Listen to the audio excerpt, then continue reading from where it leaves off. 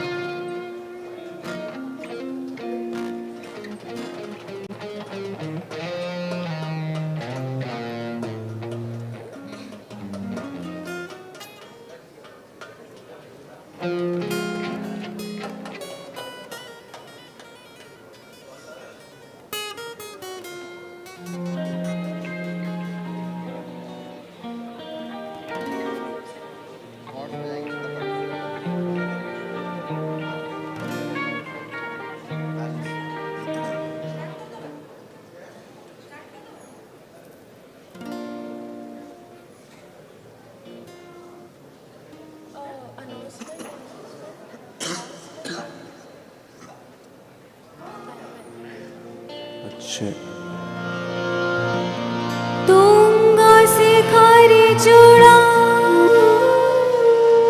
कुंज कानन माला पुण्य जलधि जल खेली उठे सगले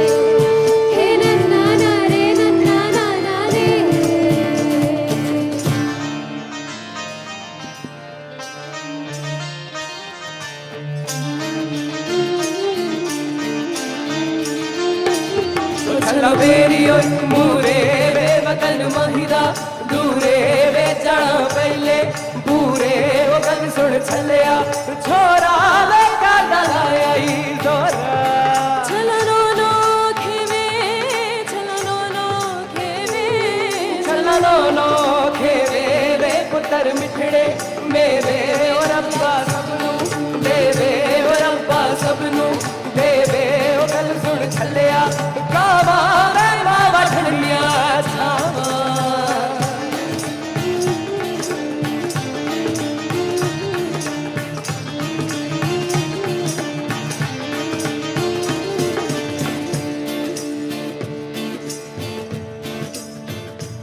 हो छल्ला कालिया मरचा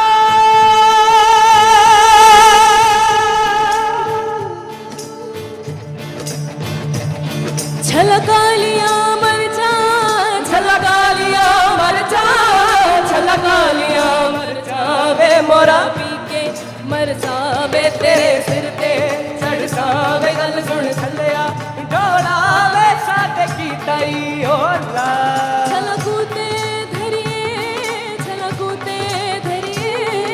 लखूते धरिए वे गला मूते करिए वो सच्चे रब तो डरिए वे गल सुन छलिया काला वे मावा खाना योला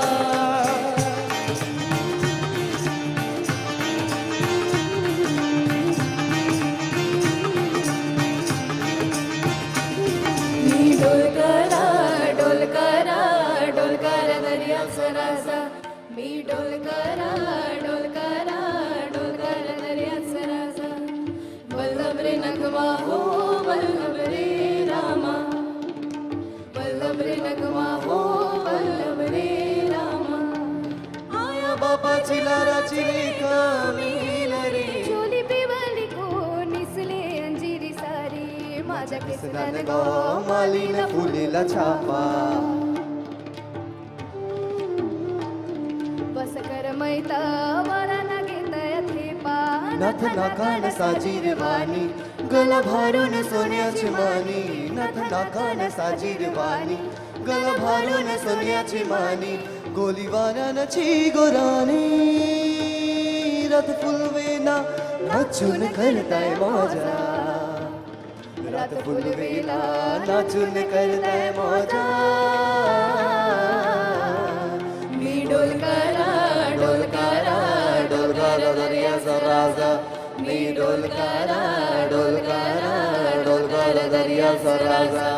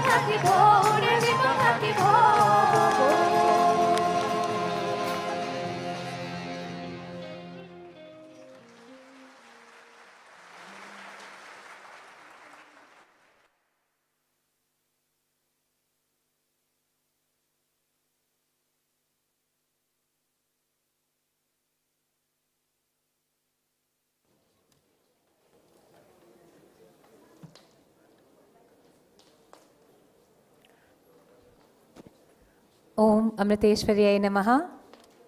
Thank you, team KIT, KISS, for that enthralling performance. I'm sure it got everyone grooving. We'll be moving forth. A very, very warm welcome to our dignitaries, experts, guests, and participants who have gathered here for the official Civil 20 Working Group Summit, which brings together the 8 sub-themes of the Gender Equality and Disability Working Groups.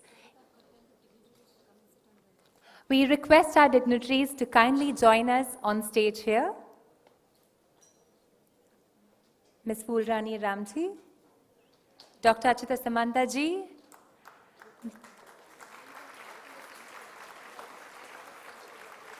Mr. Ramu Damodaran, Ambassador Vijay Nambiar ji, Swami Amrita Swarupananda ji,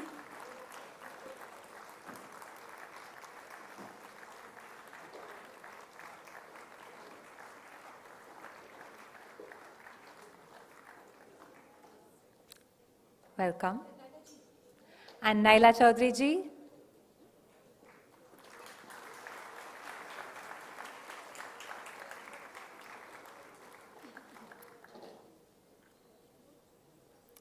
we've brought together the 8 sub-themes all under one roof: the economic empowerment and sustainable livelihoods, education and skill development, environment and disasters, physical and mental health, society and values, combined with engaging men and boys, safety and security, and the disability subgroup.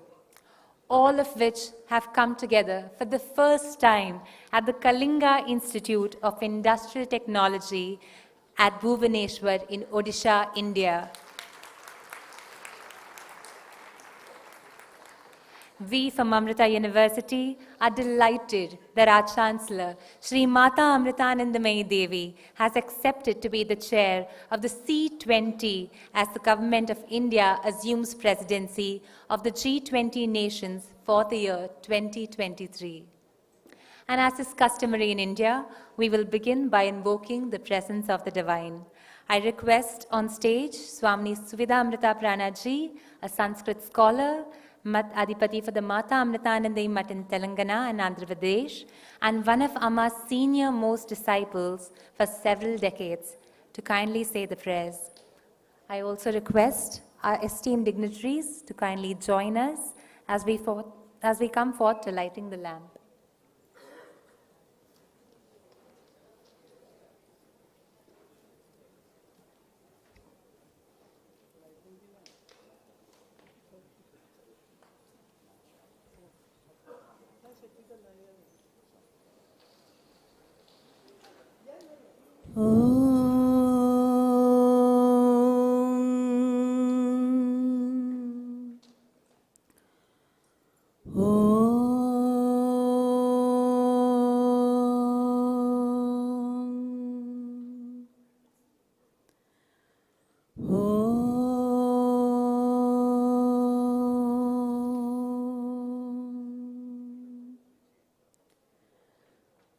Om Shri Gurubhyo Namaha Hari Om Sneha Loka Sumohana Vadana Karuna Dranat Nayanam Ramya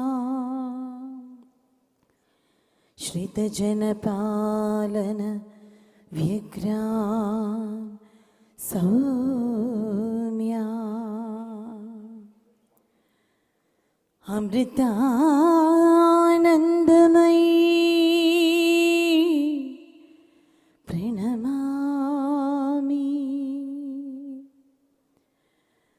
Amritanandamayi Pranamami.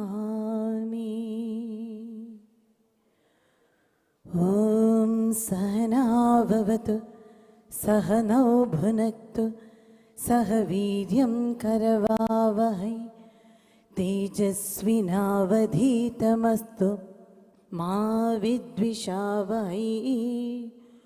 Om Shanti Shanti Shanti.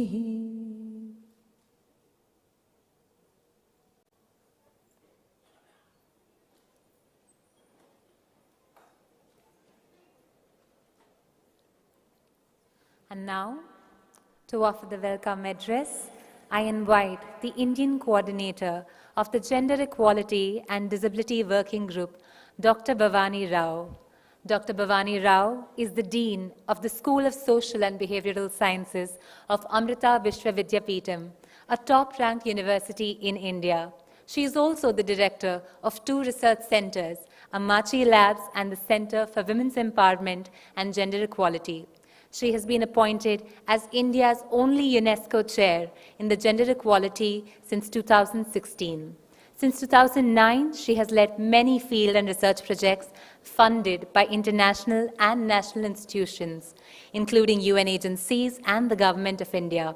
Her work focuses on empowering vulnerable communities, especially rural women, in different areas of their life, including skills for livelihoods, environmental stewardship, and physical and mental well-being. One of her passion areas is training in gender sensitization, where she has been leading initiatives in training one of the largest paramilitary forces in the world, the Central Reserve Police Force of India, and expanding this to university students, men and women in rural and urban India. Please, Dr. Bhavani.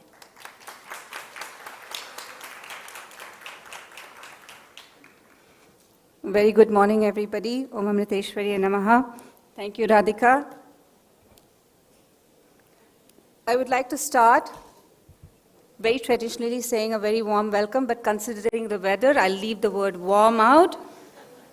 A very happy welcome to everybody who's over here to the coolest program that's happening probably anywhere in the world for the next few days. And there's a lot happening, especially in Bhubaneswar. It feels like there's a confluence of programs. As you can see, there's G20, there's all kinds of 20s, but the most important is the C20, and we are here for the C20. Welcome one and all to the C20 program over here. And it seems like there's this confluence of not just events, but also of mega personalities that are all here to attend the event, the C20 event, which will deliberate on the C20 gender equality and disability. It's a topic that's a cornerstone of the discussions, not just of the C20, but all the engagement groups and the Sherpa tracks within the G20. It's a very important topic.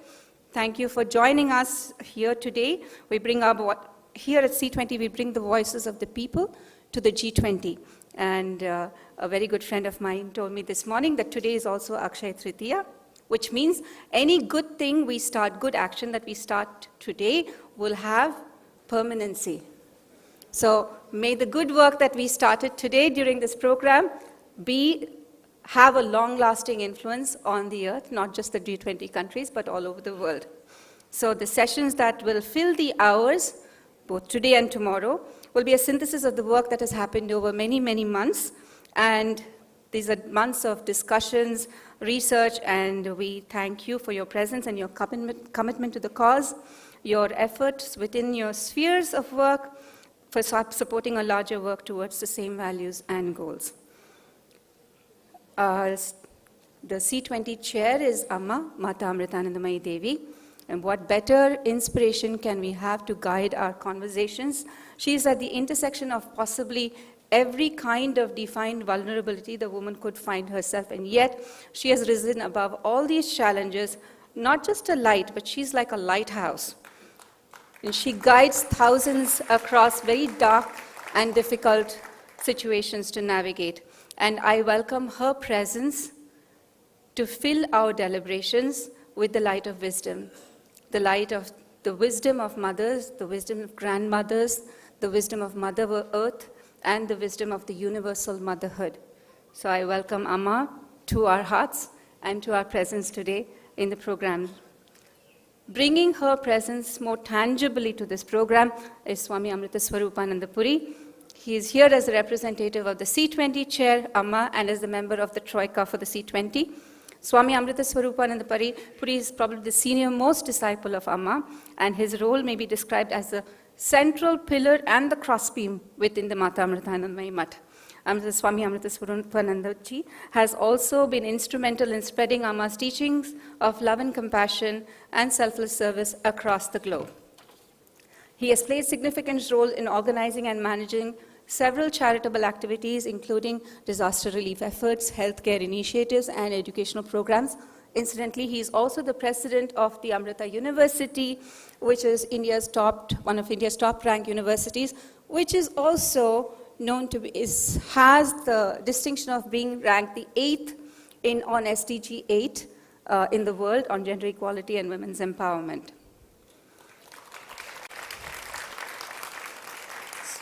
Swami Amrita Swarupananda Puri is also known for his gentle demeanor, wisdom, and his dedication to Amma's mission.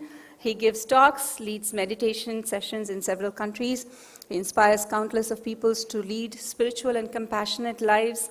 He's authored several books on spirituality, sharing his insights and experiences with a wider audience. He's also a singer, a songwriter, and a composer. Excellent one. Welcome, Swamiji. We are grateful for your presence. Please join me in receiving Swamiji at this conference.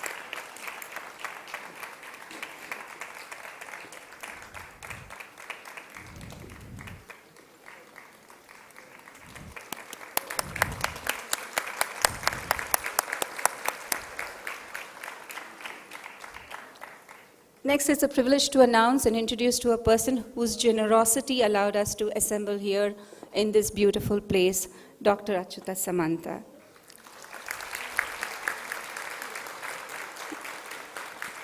Dr. Samantha is an educationist, he's a philanthropist, he's a social worker, he's the founder of this beautiful institution, Kalinga Institute of Industrial Technology, and the Kalinga Institute of Social Sciences, which is called KISS.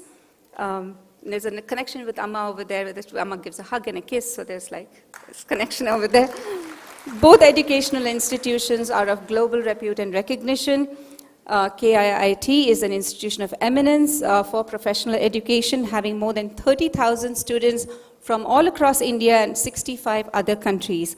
KISS is a home for 60,000 indigenous children. Their education is free. Besides education and tribal upliftment, healthcare, rural development, Dr. Samantha has contributed immensely to art, culture, literature, film, media, society, and national integration. He has been conferred with more than 50 international and national honors and awards and 200 state awards. He has been conferred with 46 honorary doctorate awards from universities in India and abroad. He is currently the Member of Parliament from Kandhamal in Odisha, the district in Odisha. As a social reformer, he has been propagating the art of giving philosophy of life, a concept aimed at bringing peace and happiness to promote zero tolerance against gender-based violence. Please join me in welcoming, sir. You're our host, but it's our honor to welcome you to the program here today.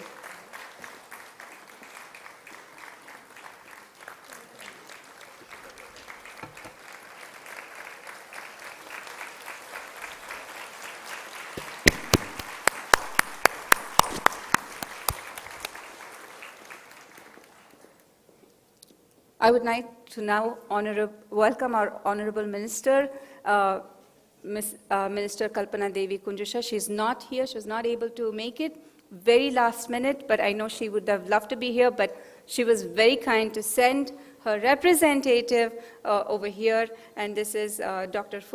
Fulrani Rampadarth. I'll give you a small introduction of both the Minister and the Permanent Secretary, if I may. Minister Shah is known for her commitment towards progressive policy making and her advocacy for women's rights. Her leadership has been instrumental in advancing gender equality and women empowerment within Mauritius, her country. She has championed initiatives to address gender-based violence, promote economic empowerment, and access to education and healthcare for women and girls.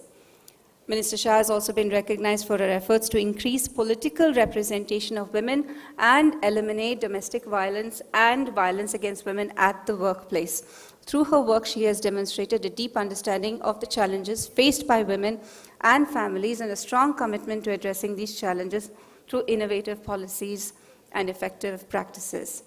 So, very warm welcome. She has sent her video message that will be played shortly. And representing the minister is Ms. Fulrani Rampadarth. She is a highly respected civil servant who has made significant contributions to the advancement of gender equality and women's empowerment in her country. As a permanent secretary, she has played a critical role in shaping the policies and initiatives to ensure the well-being of families and to promote gender equality across all sectors. A very warm welcome, ma'am. Thank you so much for last minute jumping in, making the flight. We're grateful you're here. Welcome to India and welcome to Orissa and the program.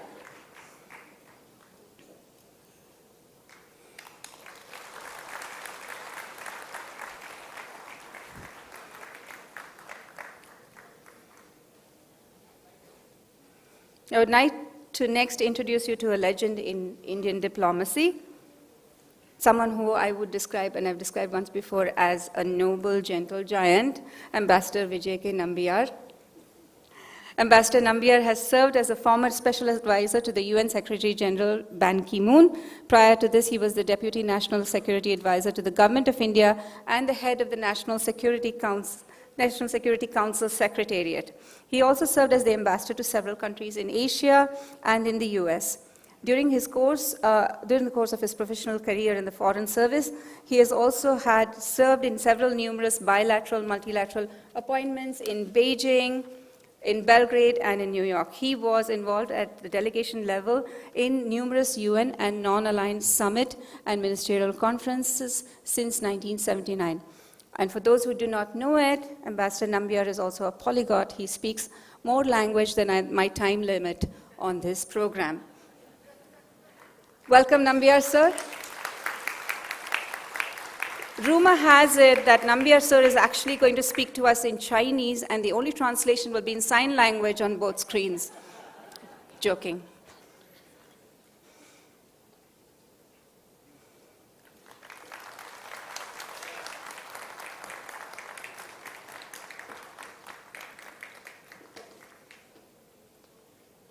Moving next, it's my pleasure to introduce and extend a warm welcome to Mr. Ramu Damodaran. Ramu Damodaran ji has served as the chief of the United Nations Academic Impact, an initiative he was asked to devise and lead, which aims to align institutions of higher education with UN goals and mandates. And how perfect, because we have two wonderful institutions over here welcoming Ramu ji, both Amrita and KIIT. I hope that you find both of these institutions that not just meet and match the expectations of UNAI, but far exceed it as well. And a little more on Ramu Damodaran ji, his extensive experience in academia and international development. He's also an expert in the intersection of education, sustainability, and global issues. His work has been instrumental in fostering partnerships between universities and the United Nations, and to promote the power of education in achieving social change. Ramu Damodaran ji has been recently awarded the honorary degree of Doctor of International Affairs, honoris causa, by the J.F. Oberlin University, recognizing his commitments and contribution to global education and fostering the culture of peace. Very warm welcome, Ramu ji. Thank you for being with us here today. Yes, please.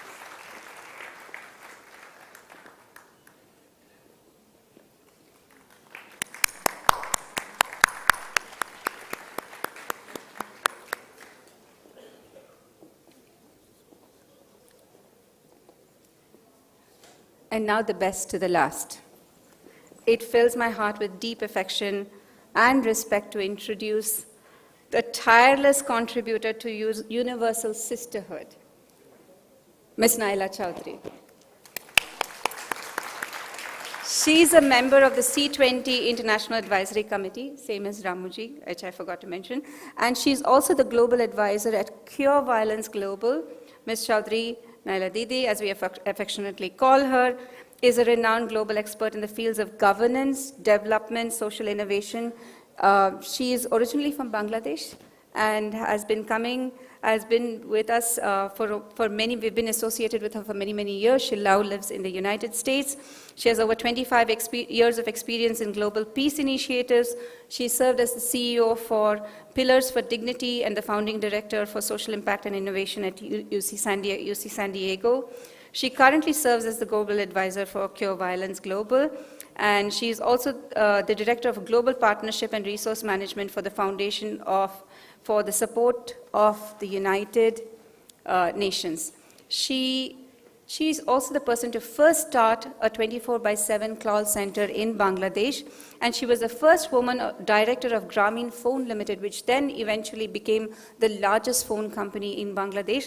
And through this, she supported millions of women in remote villages become economically empowered. She has made significant contributions as a global ambassador for the Joyful Women Foundation, founder and chair for Women for Empowerment, global project advisor for Fashion for Development, chairman of the Teleconsult Group. In her own words, my key focus remains dignity, peace, empowerment, a world without violence and prosperity for all. Eid Mubarak, Didi. Very happy that you're here on such an auspicious day, and which makes us feel that you really think of us as family. Thank you so much for being here. Please join me in welcoming Naila Didi.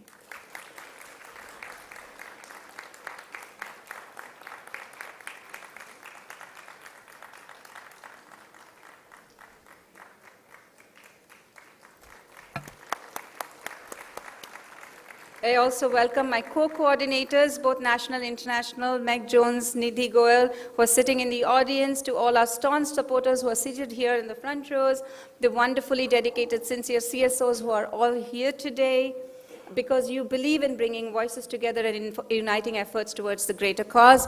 Just like the Swamini sang, Sahana Bhavatu, may we just take our efforts together in unison without any grief or conflict. Welcome from me, but joining me also in welcoming is this army of brilliant, sincere people who have incessantly worked to make this happen. So very warm welcome to everybody here in the audience. Welcome to the staff and students of the Kalinga institutions. You have welcomed us to your home. We welcome you to our hearts and to the conversations that we are having here today. We all know that the health of a nation, a community, and a family is good when the women of that unit come together as one. So women are the keepers of all the vulnerable populations while being vulnerable themselves. In working on women's empowerment and gender equality, we naturally bring the missing balance in the world. We realize and acknowledge that this is not making men of women, but in acknowledging, accepting, and cherishing, nourishing the strength of the feminine. Together, let us ensure that women all over the world, genders all over the world, have the awareness, access, opportunities in education, skills, health, work environments, to make sure that they're not vulnerable in social and political and cultural realms, to rejuvenate their relationship with the environment, leading to an equitable, harmonious world. With gender, I also include the same prayer for all people with disabilities as well. So this is our prayer, and this is hope that what the event on gender equality and disability will bring to you. Thank you so much. Very warm welcome to all of you. Thank you for taking the effort and taking the time to come and be here. Thank you.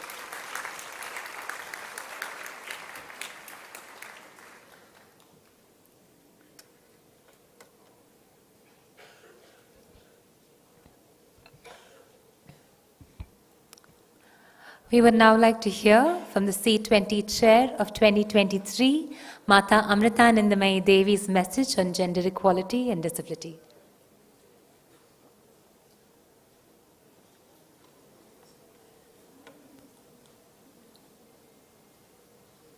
ഈ പ്രപഞ്ചത്തിലെ മറ്റ് ചരാചരങ്ങളും പഞ്ചഭൂതങ്ങളായ ഭൂമി, ജലം, അഗ്നി, വായു, ആകാശം എന്നിവയിൽ നിന്നും ഉടലെടുത്തതാണ്. പഞ്ചഭൂതങ്ങളുടെ ഉറവിടം പ്രകൃതിയാണ്. അതുകൊണ്ട് പ്രകൃതിയും മനുഷ്യനും ഒന്നാണ്. ഈ സത്യം അനുഭവതലത്തിൽ അറിഞ്ഞതുകൊണ്ടാണ് ഋഷികൾ വസുദൈവ കുടുംബമെന്ന് ഉദ്ഘോഷിച്ചത്. ഈ ഉപനിഷത്ത് വാക്യം G20യുടെ ആദർശവാക്യമായി തിരഞ്ഞെടുത്തത് എല്ലാം കൊണ്ടും ഉചിതമായി. സമഗ്രമായ ആരോഗ്യപരിപാലനം, ലിംഗസമത്വം, സാങ്കേതിക ശാസ്ത്രം, ഇവയൊക്കെ C20യുടെ പ്രവർത്തന പദ്ധതിയിലുണ്ടെന്ന് അമ്മ മനസ്സിലാക്കുന്നു. ലിംഗസമത്വത്തെക്കുറിച്ച് പറയുമ്പം ലോകത്തിൽ പലരും സ്ത്രീകളെ രണ്ടാം തരക്കാരായിട്ടാണ് കാണുന്നത്. സയൻസും സാങ്കേതികവിദ്യയും വളർന്നു, ലോകം പുരോഗമിക്കുന്നു, മനുഷ്യൻ കൂടുതൽ പരിഷ്കാരികളാകുന്നു എന്നൊക്കെ പറയുമ്പോഴും സ്ത്രീയെ അംഗീകരിക്കുന്ന കാര്യത്തിൽ ആഴത്തിൽ എവിടെയോ ഒരു മുടക്കവും വിമിഷ്ടവുമാണ്. ലോകമെമ്പാടുമുള്ള 15-നും 19-നും ഇടയ്ക്ക് പ്രായമുള്ള കുട്ടികളിൽ 4-ൽ ഒരാൾക്ക് വിദ്യാഭ്യാസവും ജോലിയും നിഷേധിക്കപ്പെടുന്നു. എന്നാൽ ആൺകുട്ടികളുടെ കാര്യത്തിൽ 10-ൽ ഒരാൾക്ക് മാത്രമാണ് ഈ സാഹചര്യമുള്ളത്. മറ്റൊരു പ്രധാന വിഷയം ദുർബല വിഭാഗത്തിൽപ്പെടുന്ന സ്ത്രീകളെയും കുട്ടികളെയും ശാക്തീകരിക്കുക എന്നുള്ളതാണ്. അവരെ കൈപിടിച്ചുയർത്തുന്നത് നമ്മളൊരു യജ്ഞമായി എടുക്കണം. അവരിൽ ഉറങ്ങിടക്കുന്ന കഴിവുകളെ അവരുടെ സ്വന്തം ഉന്നമനത്തിനും സമൂഹത്തിൻ്റെ വളർച്ചയ്ക്കും ഉപയോഗിക്കാതെ നഷ്ടമാക്കരുത്. ആശ്രമം തന്നെ എത്രയോ വർഷങ്ങൾക്ക് മുമ്പ് 25 സ്റ്റേറ്റിൽ 108 ഗ്രാമങ്ങളാണ് അമ്മ ആദ്യം എടുക്കാൻ പറഞ്ഞത്. അതിൽ ഓരോ സ്ഥലത്തും പഠിപ്പിക്കാൻ പോയ സമയത്ത് ചില ആണുങ്ങൾ ഗ്രാമത്തിനോട് ഞങ്ങളുടെ പെണ്ണുങ്ങൾ ജോലി എടുത്തുകൊണ്ട് ഞങ്ങൾക്ക് ജീവിക്കേണ്ട, പുറത്ത് ജോലിക്ക് വിടത്തില്ല. അവർ ജോലി എടുത്തവർക്ക് അഹങ്കാരം വരും. ഇങ്ങനെയാണ് എല്ലാ അമ്മക്കളുടെ, പല അമ്മക്കളുടെ, ഭൂരിപക്ഷം അമ്മക്കളുടെ ചിന്ത അങ്ങനെയാണ് കാണുന്നത്. അവർ നേരത്തെ കണ്ടത് വെച്ചാണ് അവർക്ക് ഈ ഒരു കണ്ടീഷൻ കിടക്കുന്നത്. അവർ തെറ്റായിട്ടമ്മ പറയുന്നില്ല. നമ്മളെന്ത് ചെയ്തു, അവരെ പുറത്തേക്ക് വിടുന്നില്ലെന്നല്ലേ പറയാം, അകത്ത് ചെയ്യുന്ന ജോലികൾ നമ്മൾ പഠിപ്പിച്ചു കൊടുത്തു. അപ്പോൾ അവർ ജോലി ചെയ്ത് തന്നെ പൈസ ഉണ്ടാക്കി. ചിലയിടത്ത് പിന്നെയും ഭയങ്കര കർശനമായിരുന്നു. ആയിരക്കണക്കിന് സംഭവങ്ങളുണ്ട് അങ്ങനെ നമ്മളവിടെ നിന്ന് പഠിച്ചിരിക്കുന്നവരുടെ. സ്ത്രീകളെ പിന്തള്ളുമ്പം മൊത്തം ജനസംഖ്യയുടെ 50% കർമ്മശേഷിയും സമൂഹത്തിനുള്ള സംഭാവനയാണ് ലോകത്തിന് നഷ്ടമാകുന്നത്. സ്ത്രീകൾ മുന്നോട്ട് വരുമ്പം പുരുഷന്മാർ മാറിക്കൊടുക്കുക, വഴിയൊരുക്കി കൊടുക്കുക. അവർ വൺ വേ ആകരുത്, ഹൈവേ ആകണം. ഇപ്പോൾ സ്ത്രീകളും കൈക്ക് മസിൽ വയ്ക്കാൻ മത്സരിക്കാതെ ഇവിടെ ഹൃദയത്തിൽ സ്വയം തൻ്റെ ഹൃദയത്തിൽ ആ മസിൽ വയ്ക്കണം. വരുന്നതിനെ സ്വീകരിക്കാനും ആത്മവിശ്വാസമിടാൻ മുന്നോട്ട് പോകാനും അവരൊരുങ്ങണം. അവരതിന് സാഹചര്യങ്ങൾ നമ്മൾ സൃഷ്ടിച്ചു കൊടുക്കണം. അല്ലെ സമൂഹത്തിൽ വലിയൊരു നഷ്ടമായിരിക്കും. നമ്മൾ കോടിക്കണക്കിന് ജനങ്ങളെ കണ്ടിട്ടുണ്ട്. എന്നാലും നമ്മുടെ കോളേജിൽ പോലും കുഞ്ഞുങ്ങൾ ഡിഗ്രി എടുത്തു കഴിഞ്ഞാൽ കല്യാണം കഴിക്കണമെന്ന് അച്ഛനന്മാർ പാഠം വയ്ക്കും. പിന്നെ PhD ആരെയും അനുവദിക്കുന്നില്ല. കാരണം അവർ പറയും PhD എടുത്താൽ ഇത്ര വയസ്സാകും, അപ്പോൾ കല്യാണം കഴിക്കാൻ ആൾ വരത്തില്ല എന്ന് പറഞ്ഞിട്ട് പിൻവലിക്കാൻ ശ്രമിക്കും. കുട്ടികൾ എന്നോട് പറയുമ്പോൾ എനിക്ക് PhD ചെയ്യാൻ ആഗ്രഹമുണ്ട്, ജോലിക്ക് പോകാനാണ് അച്ഛന്മാർ പറയുന്നത്. അപ്പം അമ്മ തന്നെ പറഞ്ഞത്, ജോലിക്ക് വിട്ടും ശമ്പളം കിട്ടണമെന്നല്ലേ, അതേ ശമ്പളം തന്നെ കുഞ്ഞിന് കൊടുക്കാം. നല്ല കഴിവുള്ള കുഞ്ഞുങ്ങളാണ്.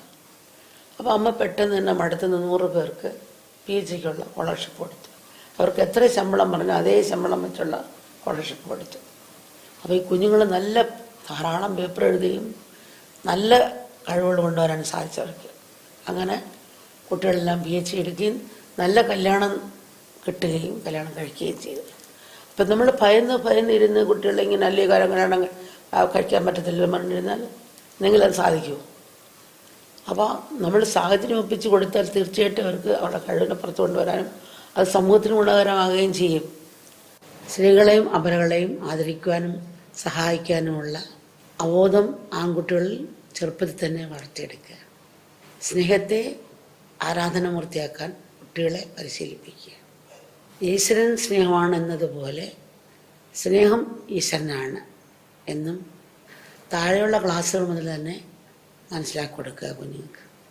നമുക്കെല്ലാം ഒരേ മനസ്സോടെ ഒരേ ലക്ഷ്യത്തോടെ ലോക നന്മയ്ക്ക് വേണ്ടി നിസ്വാർത്ഥമായി പ്രവർത്തിക്കാൻ നമുക്ക് കഴിയട്ടെ.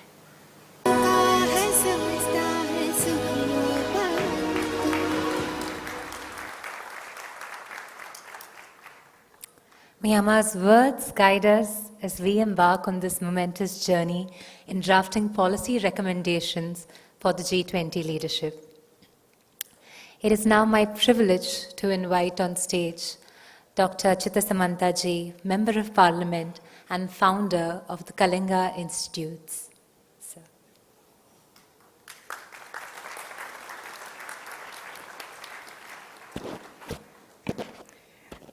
So good morning everybody present here. At the outset, my charan sparsh pranam Mata Amritanandamayi Amma. And also on this inaugural session for 2 days program, C20, we have with us our Parama Pujya Swamiji, Amrita Swarupananda Puri on the dash. And also we have with us on virtual mode Honorable Miss Kalpana Devi Kunju Saha, and also on the dash a respected Phul Rani Ram Padarth, Permanent Secretary. And also we have with us our respected Ambassador Vijay Nambiarji, C20 Sherpa. Also we have with us our respected Sri Ramu Damodaranji, first Chief UN Academic Impact International Advisory Committee C20. Also we have with us respected Ma'am Naila Chaudhary, Global Advisor Cure Violence Global and Chairpersons Women for Empowerment US present here. And also many distinguished dignitaries both from India and outside India present on the audience side. So my regards to all of you and all the other respected invited speakers, delegates, approximately 300 from the different civil society organizations present here. Our respected senior functionaries from both KIIT and KIIS universities also present here. And also my lovable KIITians and KIISians, those are present here. And also lovable student participants from the different school, college are also present here. And respected press persons both from electronic print media. Our Vice Chancellor of KIIT University, Pro Vice Chancellor KIIT University, Registrar KIIT University, and many others, and also Vice Chancellor, Registrar of KIIS Universities, Principal of Medical College, and our Director General, many senior functionaries also present on the audience side. So, I am very much happy that you have been very nicely welcomed by respected Madam Bhavani Rao. She has welcomed each and everyone on the dash and off the dash. But still, as a founder of KIIT and KIIS, of these two world-class beautiful institutions, I welcome you all to the Civil 20 Gender Equality and Disability Working Group Summit commencing from today. This 2-day summit on one of the work streams of the engagement group of G20 is one of the most critical, relevant and important issues to be addressed. Once again at the outset, I would like to express my heartfelt gratitude to Mata Amritanandamayi Amma for selecting KIIT and KIIS to host this summit, as she is an epitome of love, compassion and social justice, and also the chair of this C20. Amma has always inspired us to strengthen our resolve to work at ground zero. And I had the opportunity to meet Amma at her place and got the blessings from her. So I extend my once again heartiest welcome and gratitude to Amma. Similarly, it's my great pleasure as a founder of KIIT and KIIS that we have with us Swami Amrit Swarupananda Ji, Parama Pujya Swami, and he is the Vice Chairman of Mata Amritanandamayi Mat and President of the Amrita Vishwa Vidyapitham, deemed to be university, and also representative of the C20 Chair, Sri Mata Amritanandamayi. So Swamiji, it's my great pleasure to welcome you once again. On behalf of the staff, students, management of KIIT University and KIIS University, on my behalf, I welcome you. I hope definitely it is your program. We are hosting it in Bhubaneswar. Definitely your stay and everything will be very comfortable and very memorable. Yeah.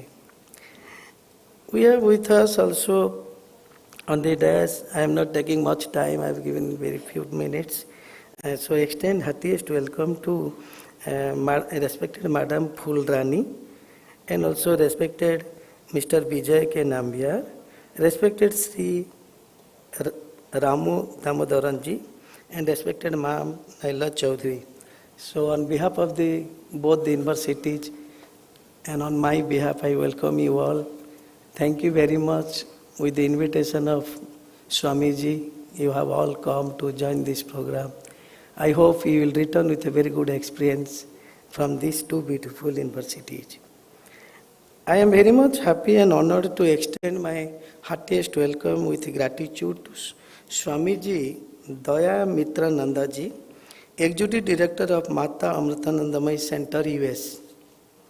Similarly, we have with us our beautiful guest from the far distant country Argentina, respected Madam Camila Lopez Badra, Executive Director of the Democracia Global, Argentina, present here. She had come here from the long distance place.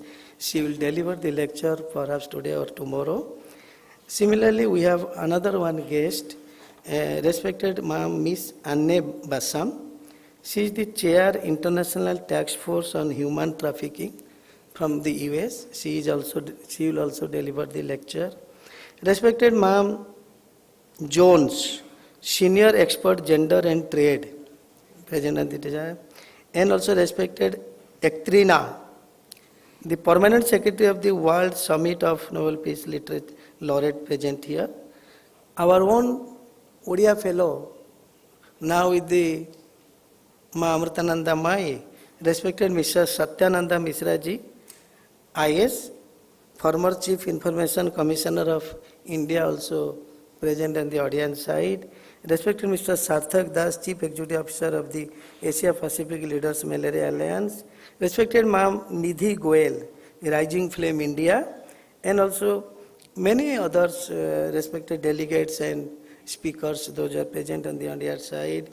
It's my great pleasure also to welcome representatives from over 300 international and national CSO, delegates from various agencies of UN, representative from the G20, C20, Government of India and allied sectors also, those who are present here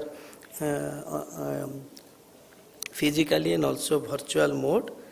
So let us go to the heart of the matter. Gender equality and disability rights are critical issues and we need to work together to address them. To fully realize gender equality, we need to ensure that all women and girls have access to the same opportunity and rights. But we know that this is easier said than done.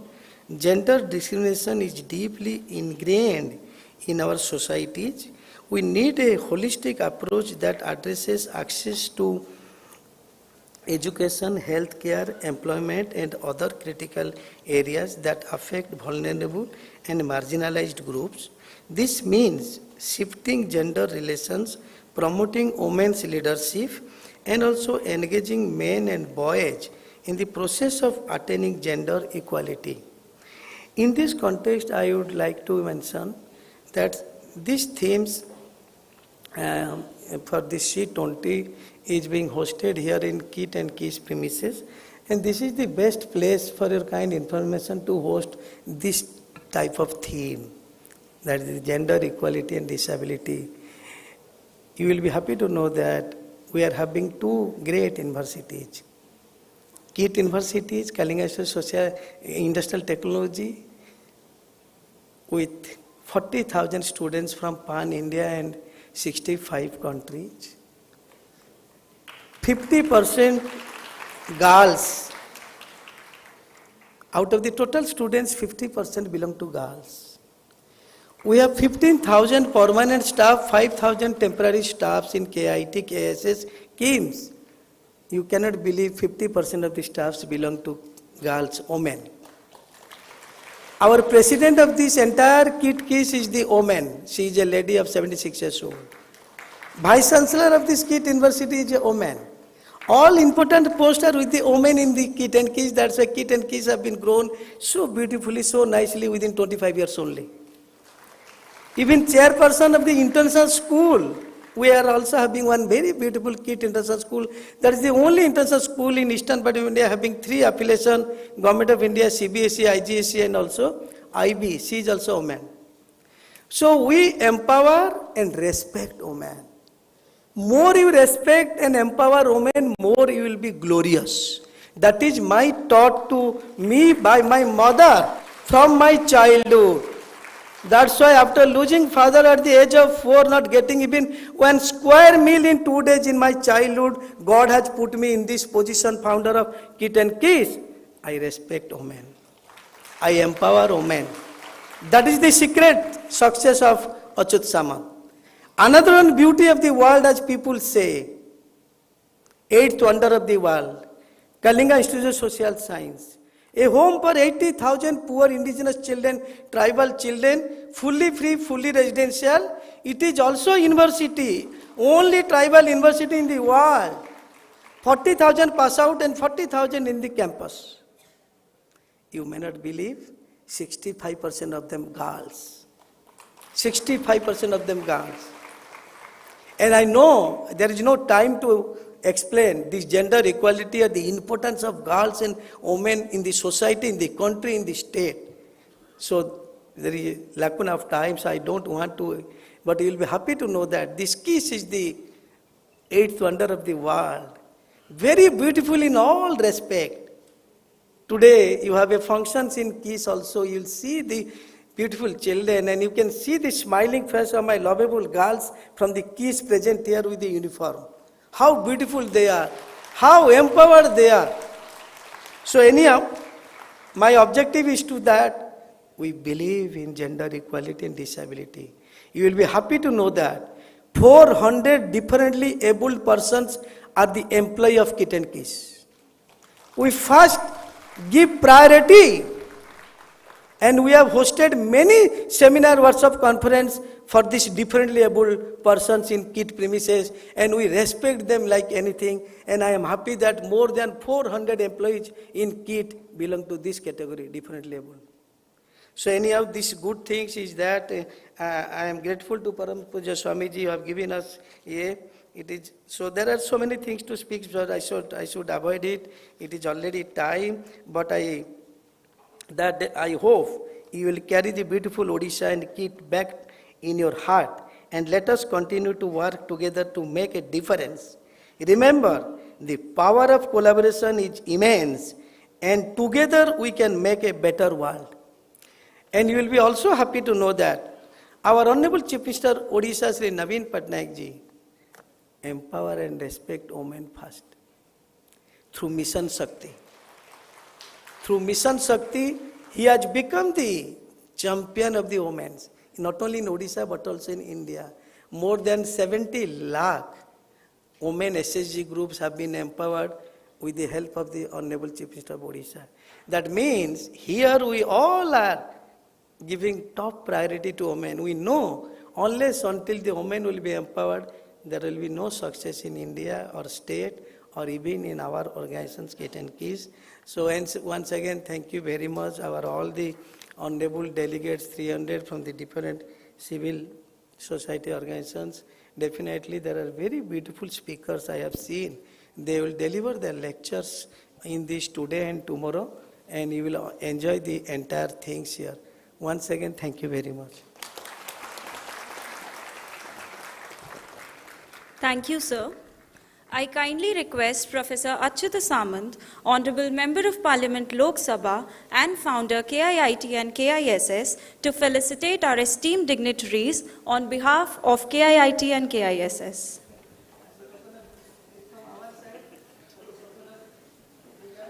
Swami Amrita Swarupanand Puri, Vice Chairman Mata Amritanandamayi Devi, and President of Amrita Vishwa Vidyapeetham, deemed to be university, and representative of the C20 Chair, Shri Mata Amritanandamayi.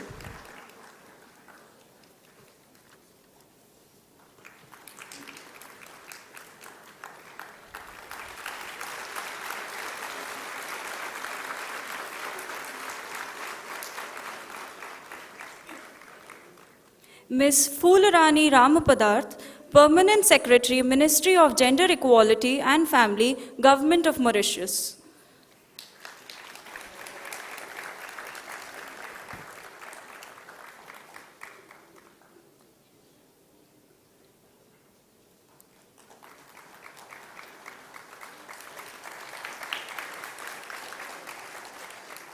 Ambassador Vijay K. Nambiar, Principal Coordinator, Sherpa, C20.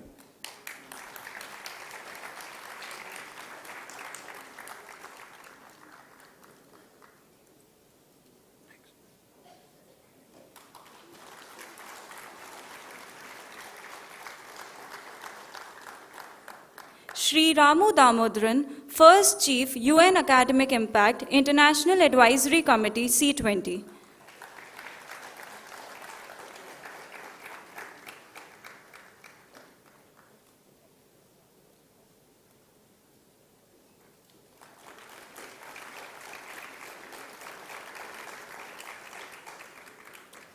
Ms. Naila Chaudhary, Global Advisor, Cure Violence Global, and Chairperson, Women for Empowerment, USA.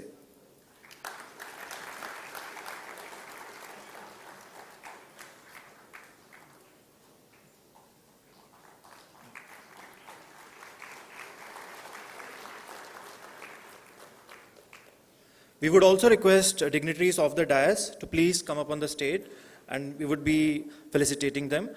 Starting with Swami Daya Amritanand Puri, Executive Director, Mata Amritanandamayi Center, US.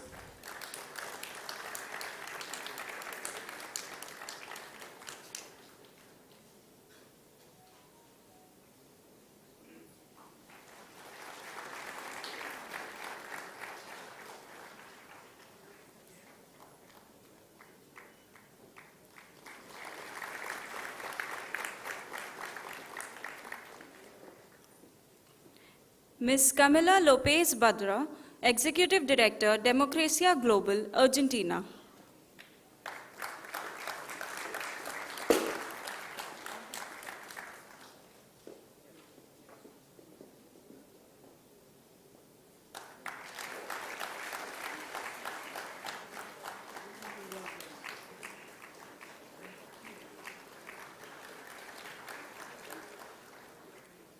Ms. Meg Jones, Senior Expert, Gender in Trade, Meg Jones.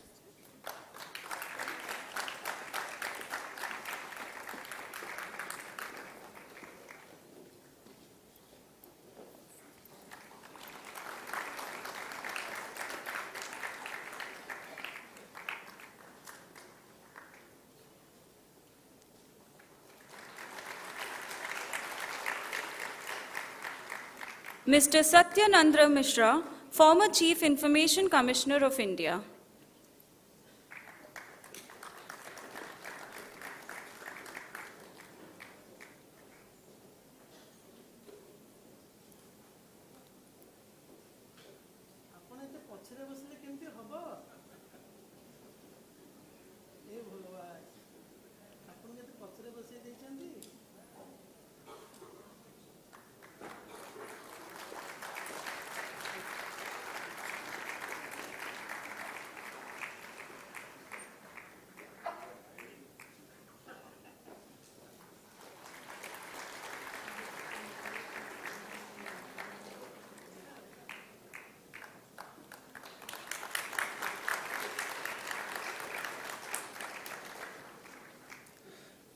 Mr. Sarthak Das, Chief Executive Officer of the Asia Pacific Leaders Malaria Alliance.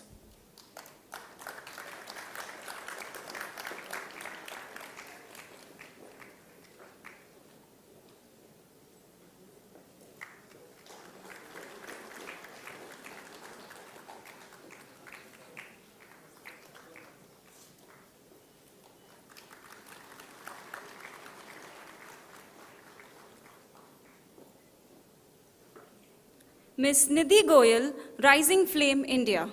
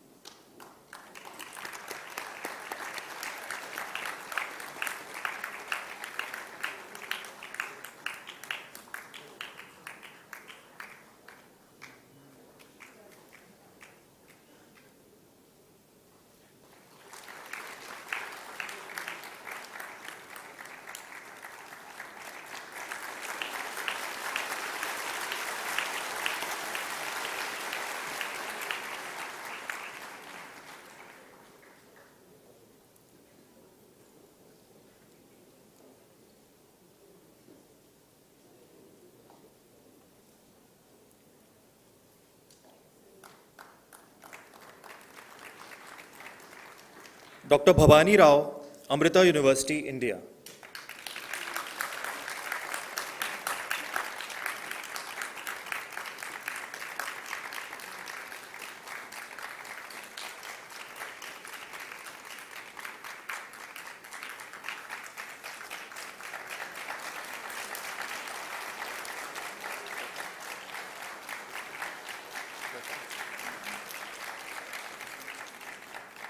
Thank you, sir.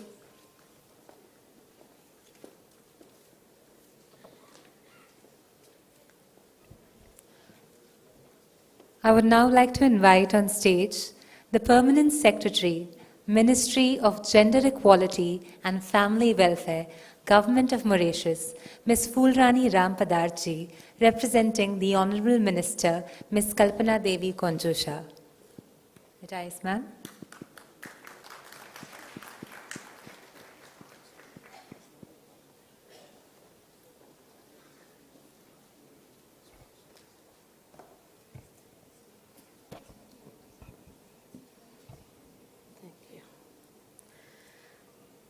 Shri Mata Amritanandamayi Devi, Amma C20 Chair, Professor Achyuta Samanta, Member of Parliament, Founder of the Kalinga Institution, Swami Amritaswar Puri, Representative of Amma, Ambassador Vijay Nambiar, C20 Sherpa, Mr. Ramu Damodaran, Member of the C20 International Advisory Committee, Ma'am Naila Chaudhary, Member of the C20 International Advisory Committee, and Global Advisor, Q Valence Global, Dr. Bhavani Rao, C20 Gender Equality and Disability Working Group Coordinator, distinguished guests, esteemed colleagues, ladies and gentlemen, a very good morning to you.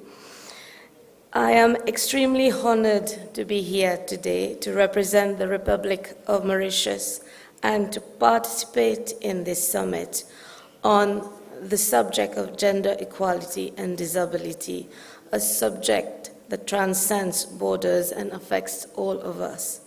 I would like, on behalf of the Government of Mauritius and on behalf of the Honorable Kalpana Konjusha, Minister of Gender Equality and Family Welfare, extend our heartfelt thanks to the C20 Gender Equality and Disability Working Group for the invitation and for allowing us to share our experiences and challenges in addressing gender inequality and promoting gender equity, thus bringing our humble contribution to this laudable initiative.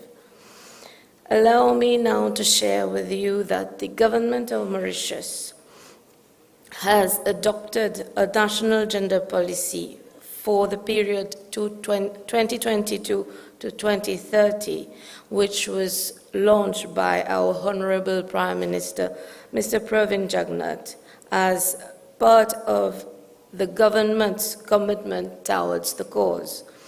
The policy document sets out the guideline that underpin government's commitment to integrate gender in all planned actions and provides the basis upon which every sector is guided to develop their sectoral gender policies and implementation plan.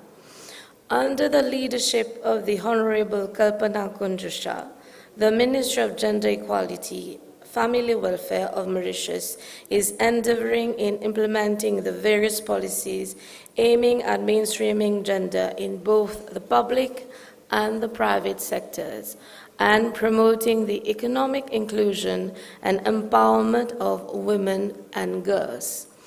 Without further ado, let me now pass on to the Honorable Kalpana Kunjusha, who at the last minute unfortunately could not be able to make it. The Honorable Minister would like to address the audience on the theme of gender equality and disability by way of a video message. Thank you, everyone.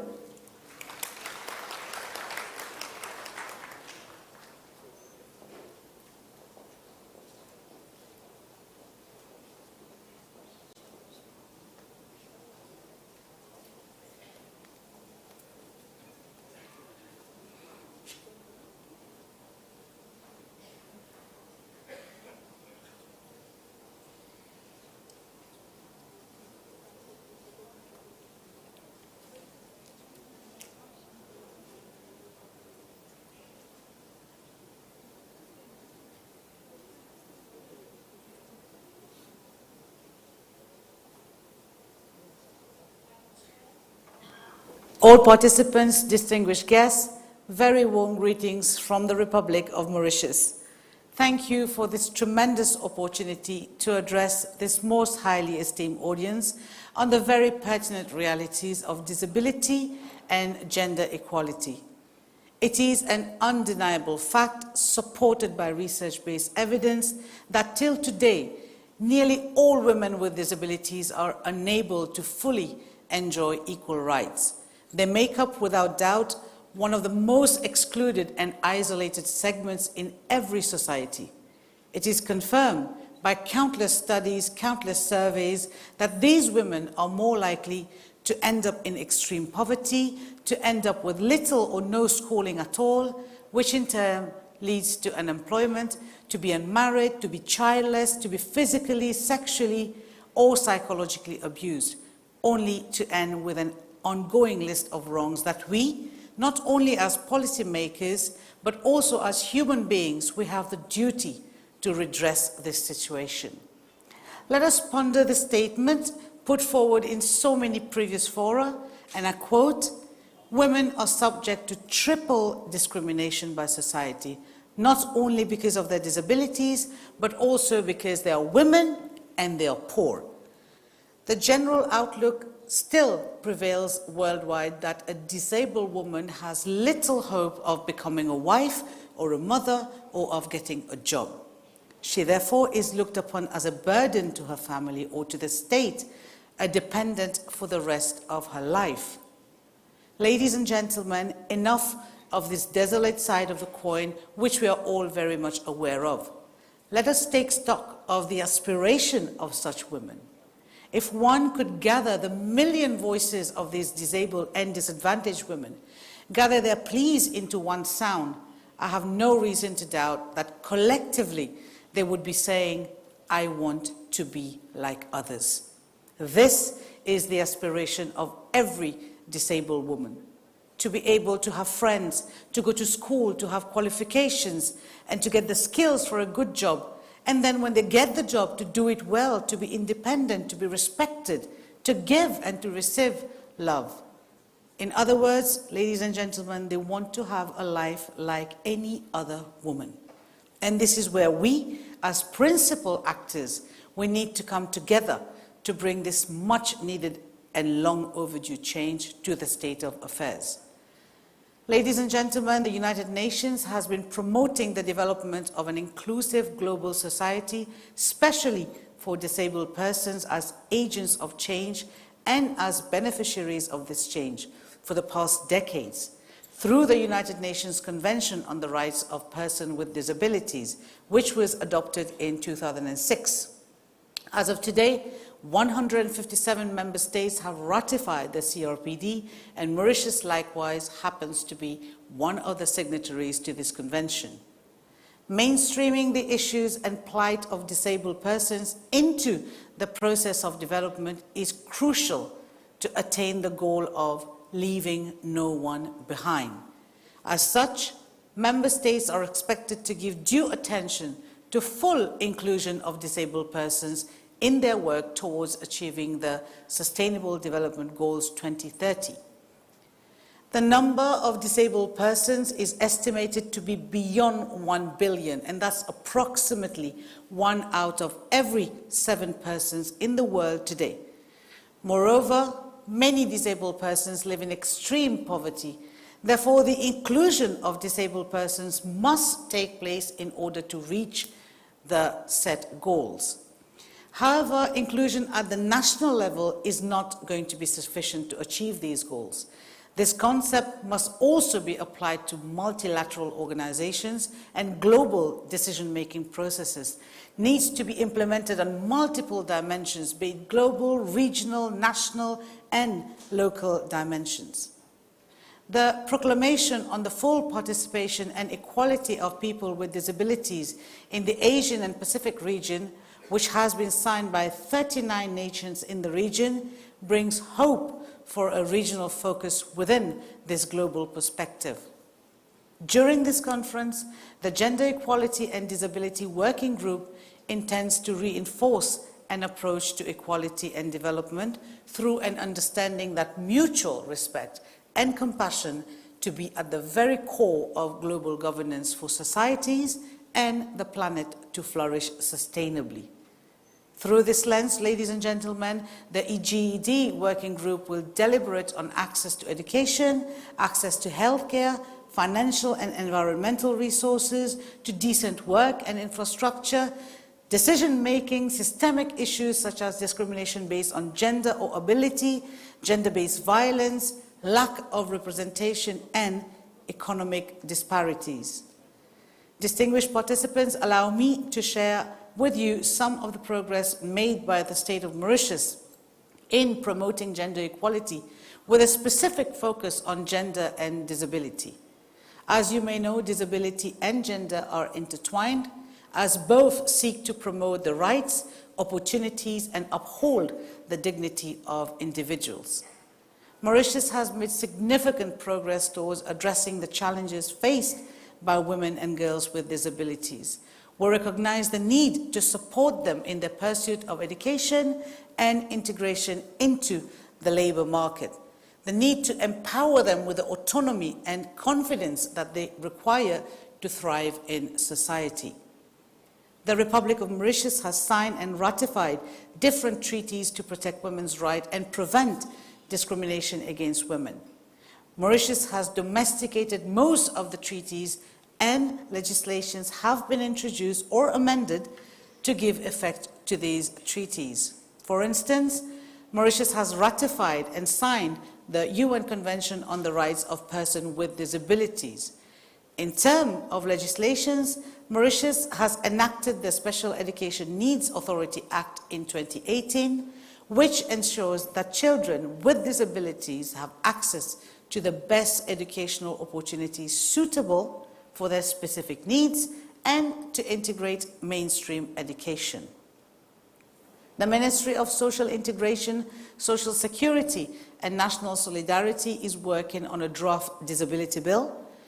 This landmark legislation will provide further protection to persons with disabilities. It's going to be encouraging access to tertiary education for students coming from low-income families and to students with disabilities, as well as the creation of a rehabilitation center to cater for disabled patients following accidents or surgeries, as well as setting up a mechanism for dealing with cases of abuse and violence on persons with disabilities.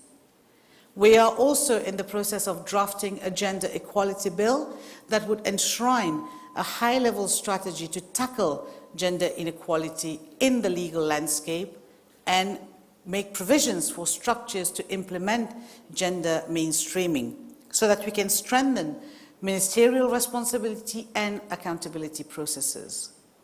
Ladies and gentlemen, in light of several policy issues that obviously has far-reaching implications, I am very sure you will appreciate that this is indeed a complex matter. So due to the complexity of the proposed provisions, the draft working document is being reviewed at the level of my ministry. Consultations to that effect are ongoing. Ladies and gentlemen, the government of the Republic of Mauritius adopted a national gender policy for the period 2022-2030, this year in March itself, and this policy provides the basis for integrating gender in all planned actions and sectoral gender policies.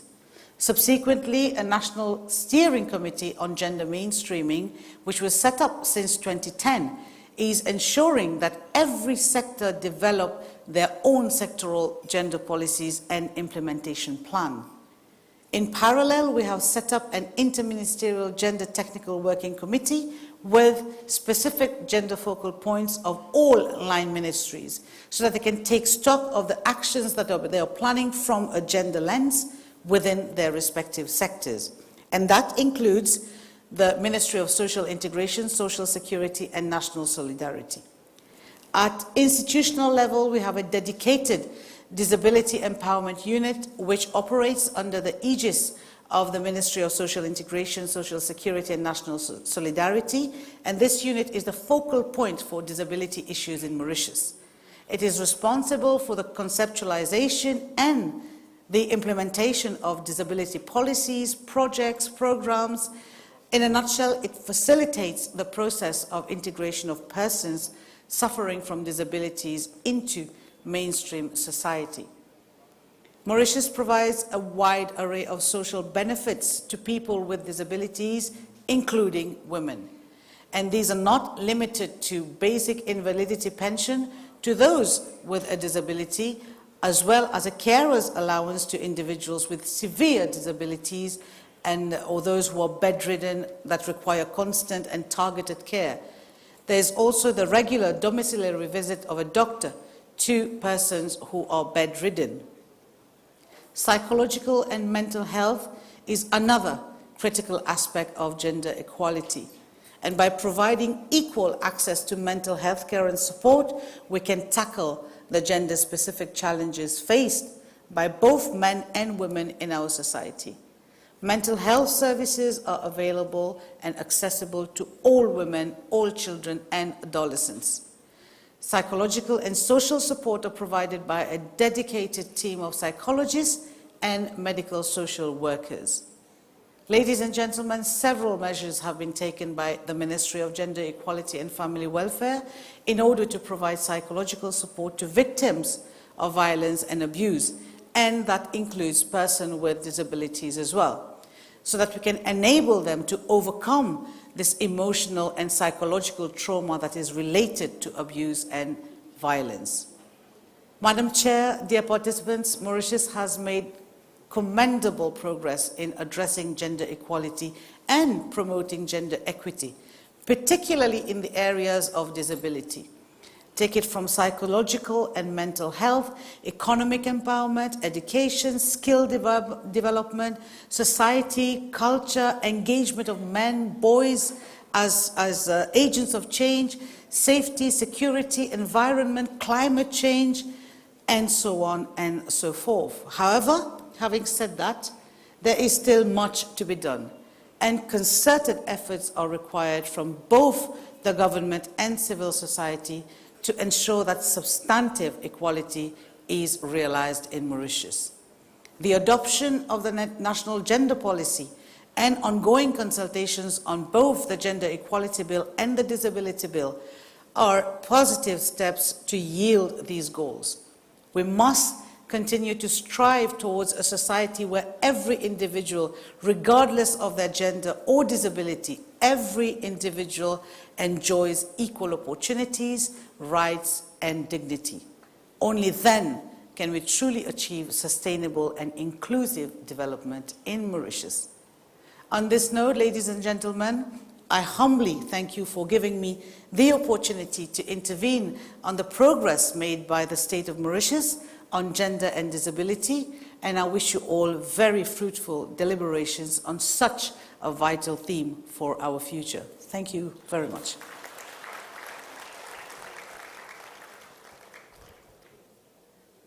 We congratulate the country of Mauritius on the amazing progress that they are making in the sphere of gender equity, and we wish them luck in enforcing and bringing their bill ahead. We will now be playing a video by the C20 Chair, Mata Amritanandamayi. The Indian ethos, Vasudhaiva Kutumbakam, one world, one family, underscores the inherent unity behind this seemingly diverse creation. It is the view that there is a common thread harmoniously binding all life. This ancient worldview is deeply ingrained in the Indian psyche. This outlook bears tremendous significance when it comes to sustainable development. Thus, it is rooted in that vision alone that the 2023 G20 and its official engagement group, the C20, are moving forward. For too long, the world has witnessed violent conflicts in the name of race, religion, and cultural and political differences.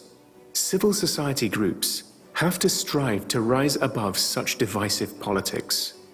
They have to dialogue with a focus of remembering that the world indeed is one big family.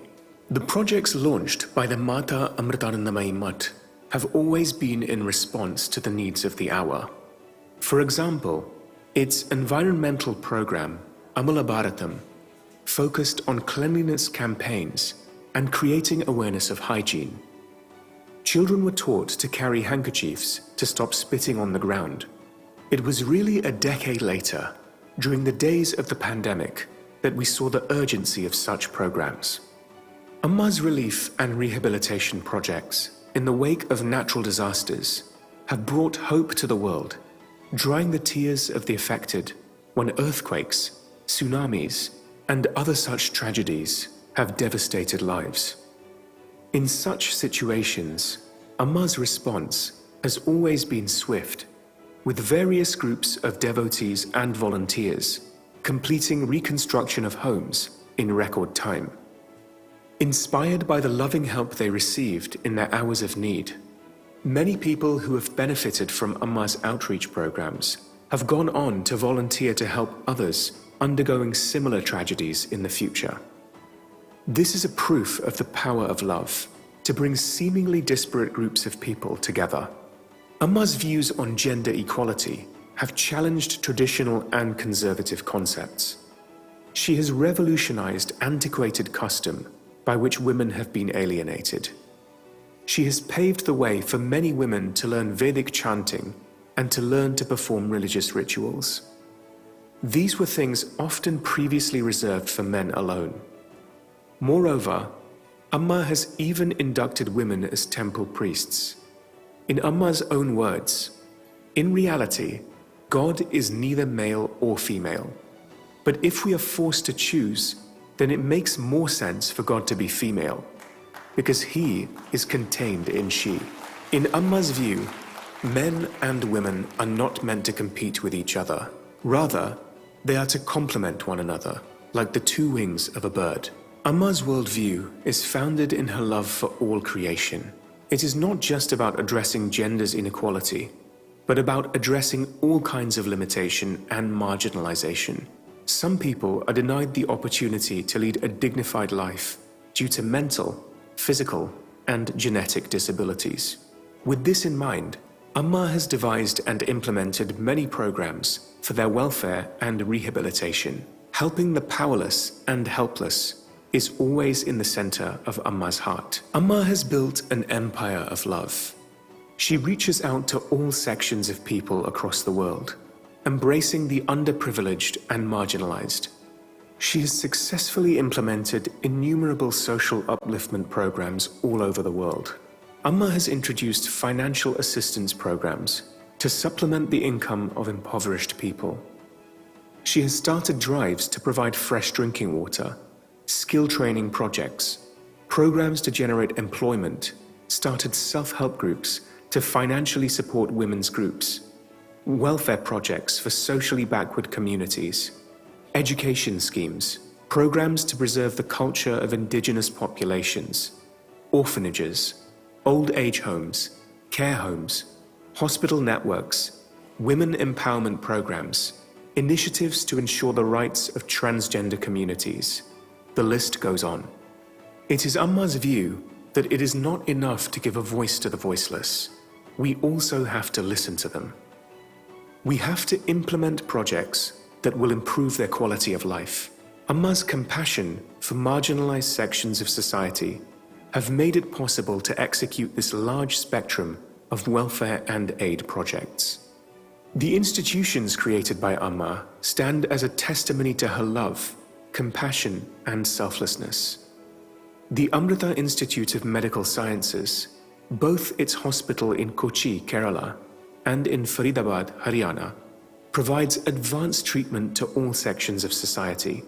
These hospitals are a manifestation of Amma's concern for society. The deemed university, Amrita Vishwavidyapeetham, is a center of learning and research, having a radical positive influence on Indian education. Its ethos is education both for life and livelihood. Amma wants each of us to shine in the light of knowledge and help each other to shine therein as well. Amma has addressed many international summits aimed at world peace. Her words enlighten these global meetings. Her love unifies diverse and scattered people across the world. She is striving to usher in a world of harmony, security, and progress. She is catalyzing a sea of change in the world, from a state of estrangement and alienation to one of binding oneness. Let there be love, peace, happiness, and harmony. May our thoughts, words, and actions contribute to the happiness and freedom of all beings. This is Amma's prayer.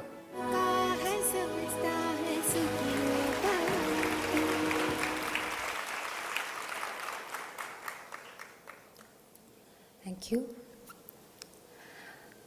Next, we have with us the senior most disciple of Mata Amritanandamayi Devi and the Vice Chancellor of Amrita Vishwavidyapeetham, Swami Amritaswarupananda Puri, the official representative of the C20 Chair for India. Swamiji.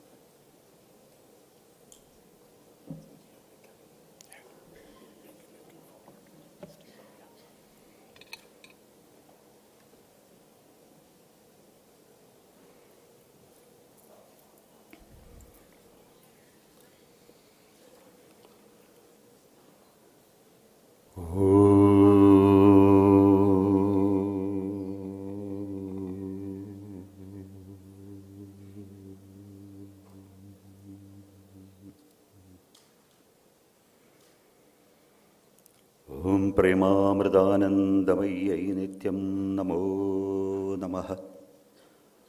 Om Premamritanandamayi Nityam Namo Namaha. Om Premamritanandamayi Nityam Namo Namaha. I humbly bow down at Amma's sacred lotus feet. My namaskarams and loving greetings to Dr. Achyut Samanda, Ambassador Vijay Nambiarji, Ambassador Ramu Damodaranji, Miss Fulrani from Mauritius. I have to be very careful while pronouncing her name.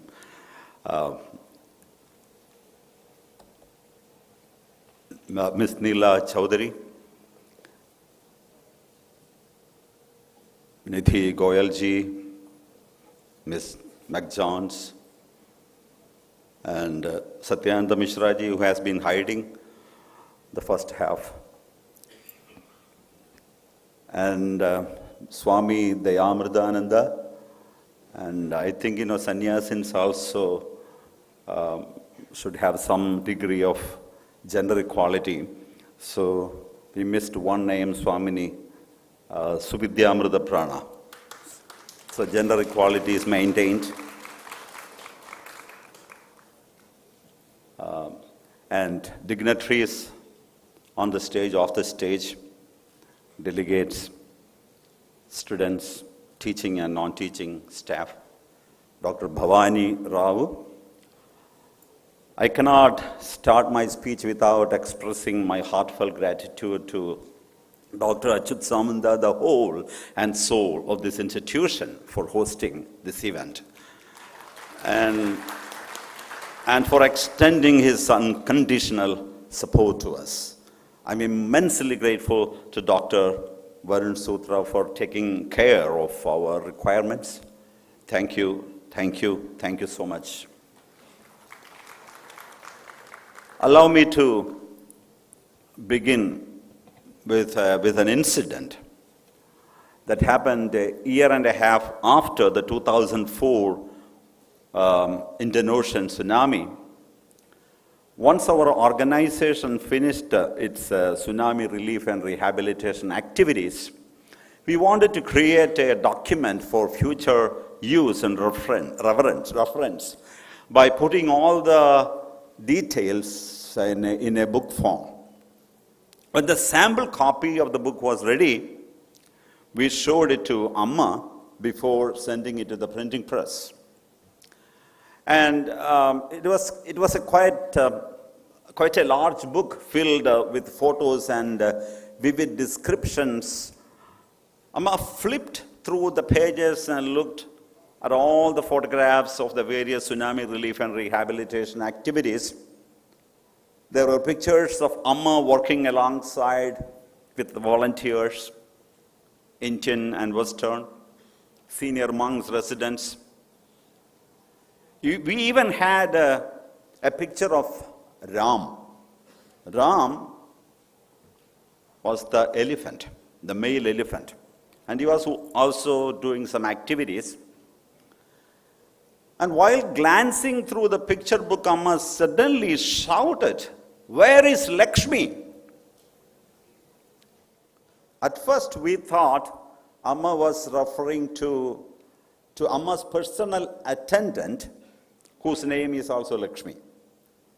When somebody was about to run out to call Lakshmi, Amma stopped the person and exclaimed and explained, "No, no, no, no, Lakshmi, Lakshmi, the female elephant. Where is Lakshmi? The picture of Lakshmi." And Amma said, "It's not fair. You have pictures of Raman, but not Lakshmi. She also deserves appreciation."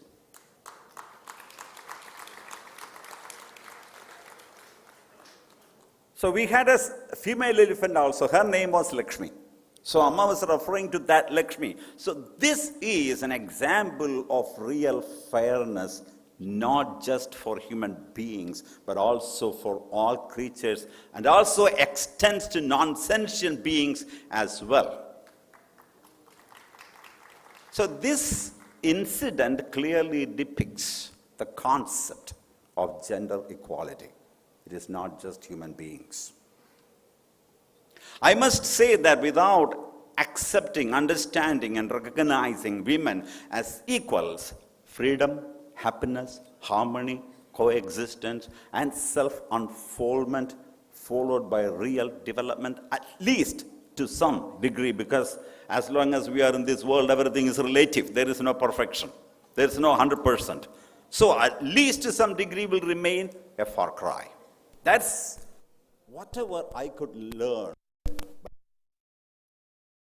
by people and situations while traveling with her for the last 44 years. Even though the world has become relatively pro-women, there is still a lot to change.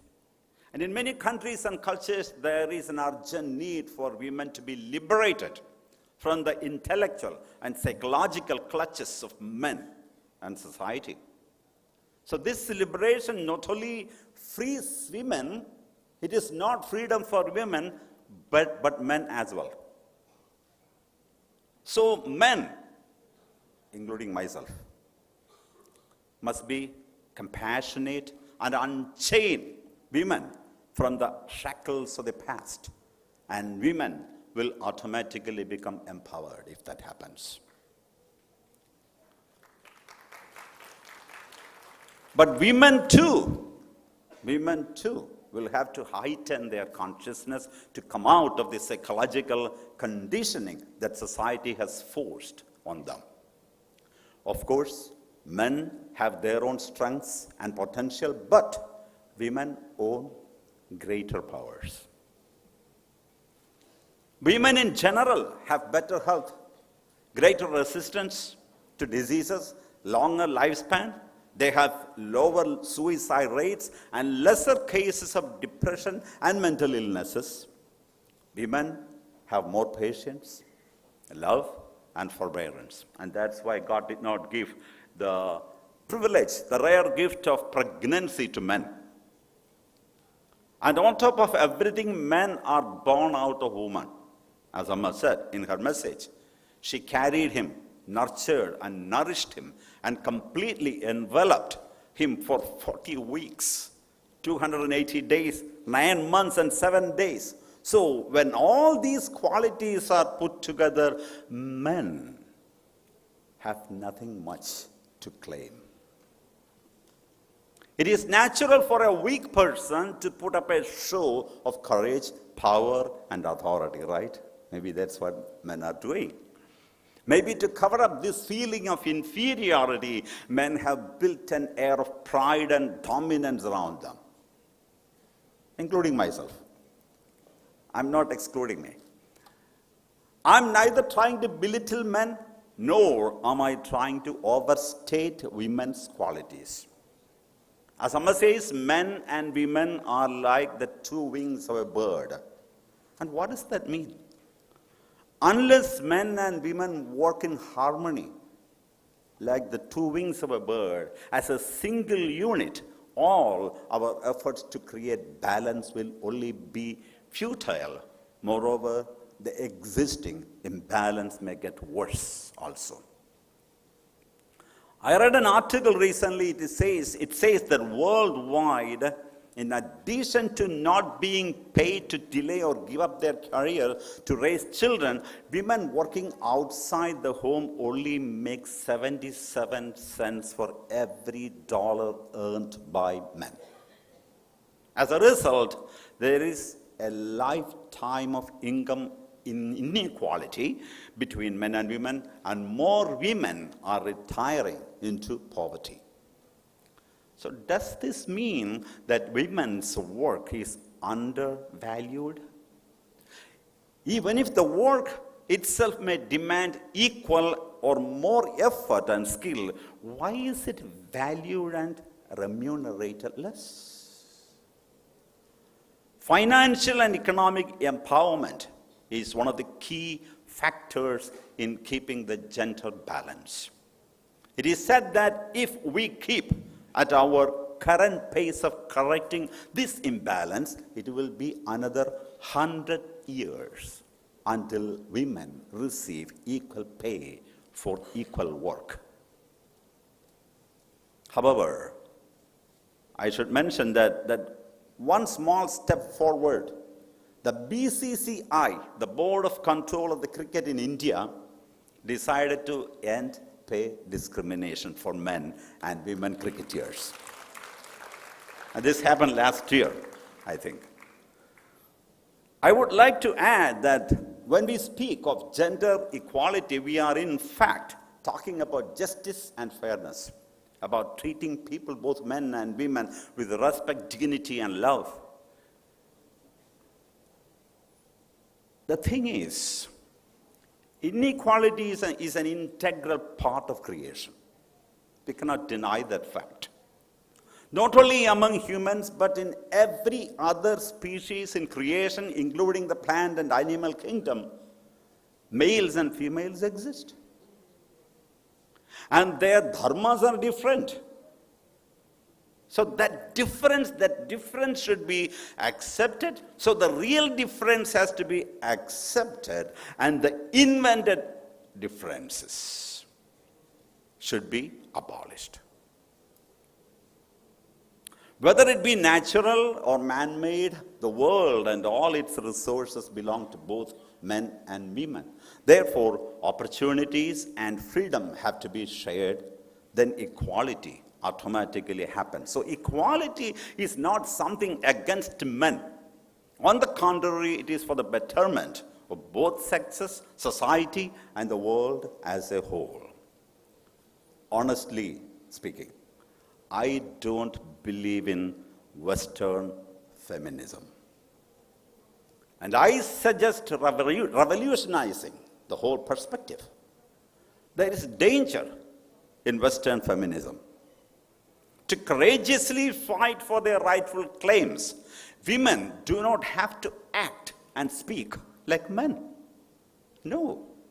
They don't need to copy and strip men and their strengths. No. Women inherently have greater strength than men. They should tap into that potential. I'm all for gender inequality, but not in the reactionary way it is happening right now, which is more an imitation than evolution or transformation.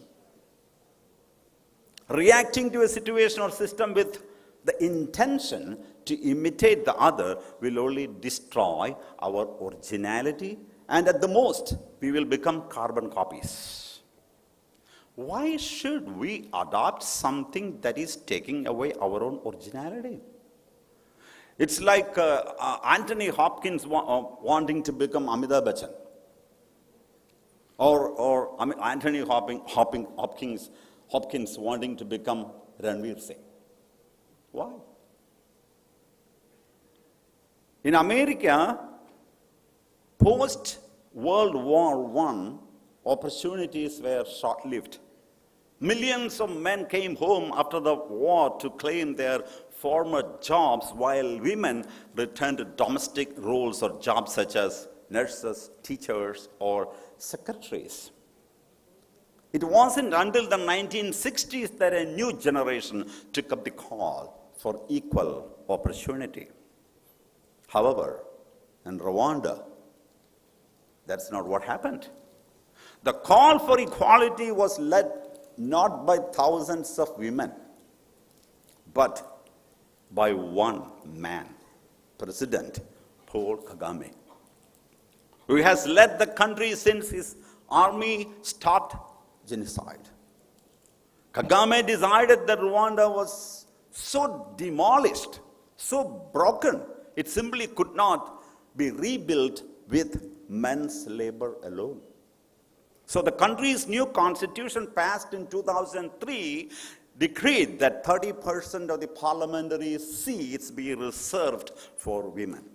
The government also pledged that girls' education would be encouraged, that women would be appointed to leadership roles such as government ministers and police chiefs. Kagame vowed to not merely play catch-up to the West, but leapfrog ahead of it. The country embraced Kagame's policies and even went beyond his mandatory minimum.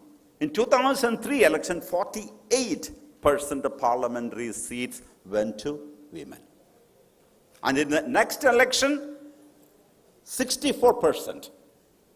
So today, Rwandan politics is cited as a model of gender inclusiveness, but the beauty is the Rwandan women did not relinquish their culture, their originality. So when we compare the historical evolution of the international profiles of the two subject areas, gender equality and disability, it becomes evident that the topic of gender equality has acquired much greater visibility than of disability inclusion. The reasons for this are obvious. To begin with, the United Nations Convention on the Elimination of All Forms of Discrimination Against Women was adopted in 1979 by the United Nations General Assembly. Described as an international bill of rights for women, it entered into force on 3rd September 1981 and has been ratified by 189 states. From the early to mid-80s, the Nordic countries, that is Denmark, Finland, Ireland, Norway, and Sweden, began championing the cause of gender equality at the United Nations and other international forums. Subsequently, they were joined by the United States and other Western countries, followed by developing countries.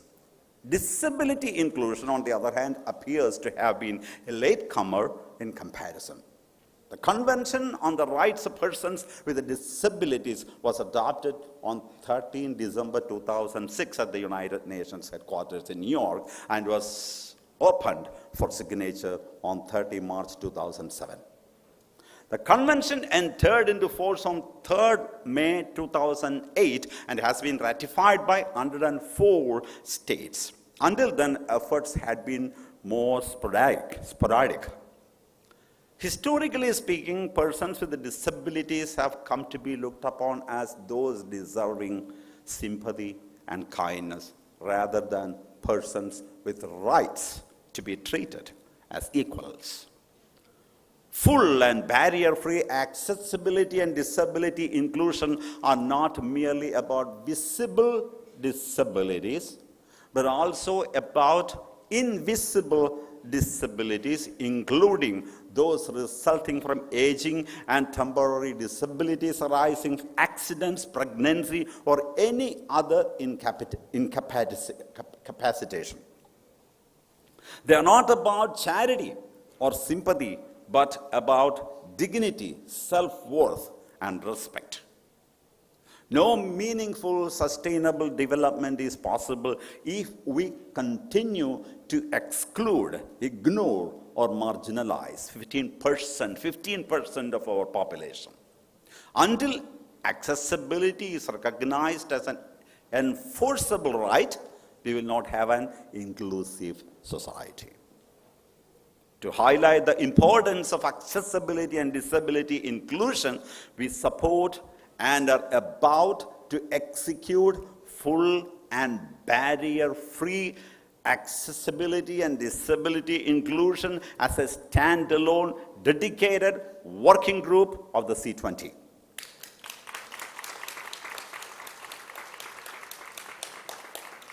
I sincerely hope that India's G20 presidency will consider implementing this change, which indeed would be a great service to that section of society and would be a great service to humanity as a whole. In my view, there is another significant contribution that CSOs can make to the international discourse of the topics of gender equality and women's empowerment, as well as accessibility and disability inclusion. Experience shows that most of the contributions in these areas has traditionally come from industrialized countries and tend to reflect conditions, experiences, and challenges in those societies. They do not always necessarily incorporate or address conditions and culture that exists in developing countries and the specific challenges that they face, especially in accessing, adapting, and utilizing rapid technological advances made in recent years. What other practical, implementable, and meaningful recommendations can and should the C20 bring forward and submit to the G20, especially those who go beyond the traditional ones relating to advocacy and calls for the allocation of additional financial resources? May this meeting clarify these questions. In summary, as gender equality is gradually gaining momentum. The issue of disability should also be seriously addressed. The contributions of these two sections of society are priceless. Out of ignorance, inherited tendencies, or past conditioning, historically, we haven't valued the capabilities and contributions to the building of wholesome societies by spreading the message of oneness and unity. And women can contribute immensely in unity, peace, and love.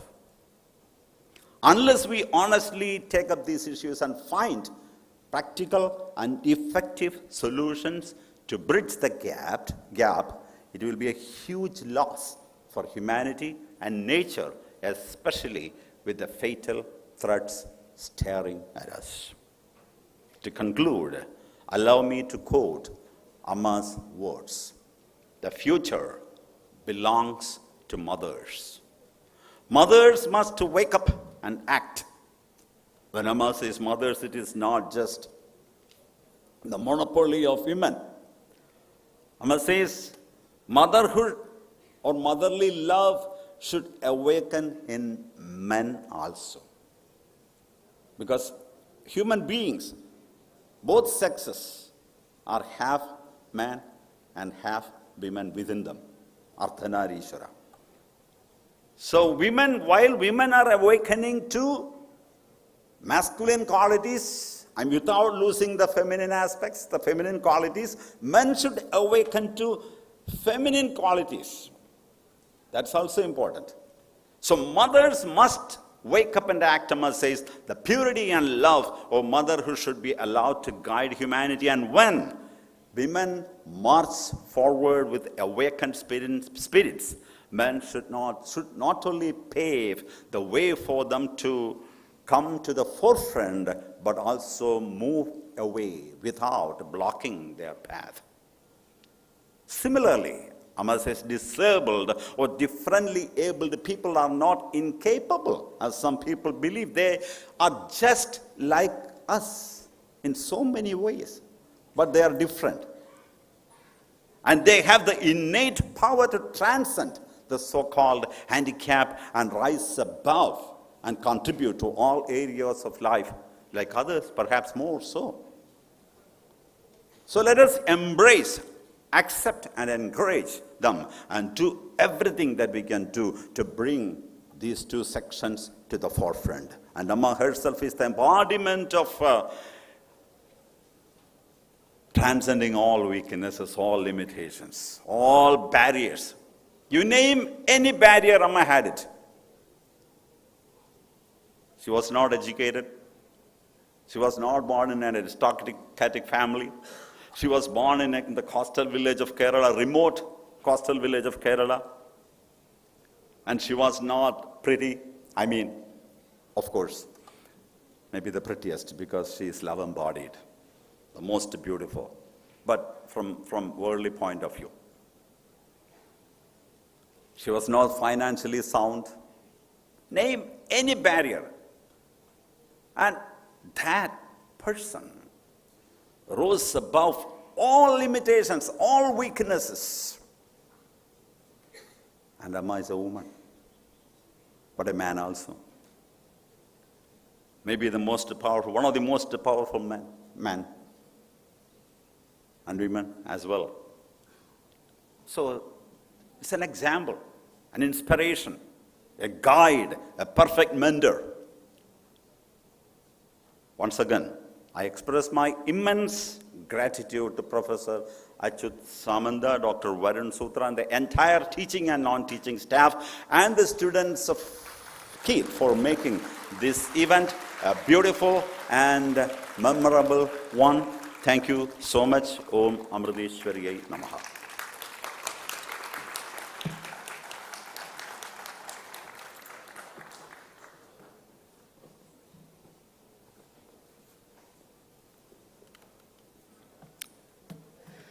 Vice Chairman of Mata Amritanandamayi Mutt and President of Amrita Vishwa Vidyapeetham, Swami Amrita Swarupananda Puri, Thank you so much for reminding us and giving us this fresh take on gender equality. Thank you, Swamiji. Coming up next, we have Mr. Vijay Nambiar ji, our Sherpa for C20 2023.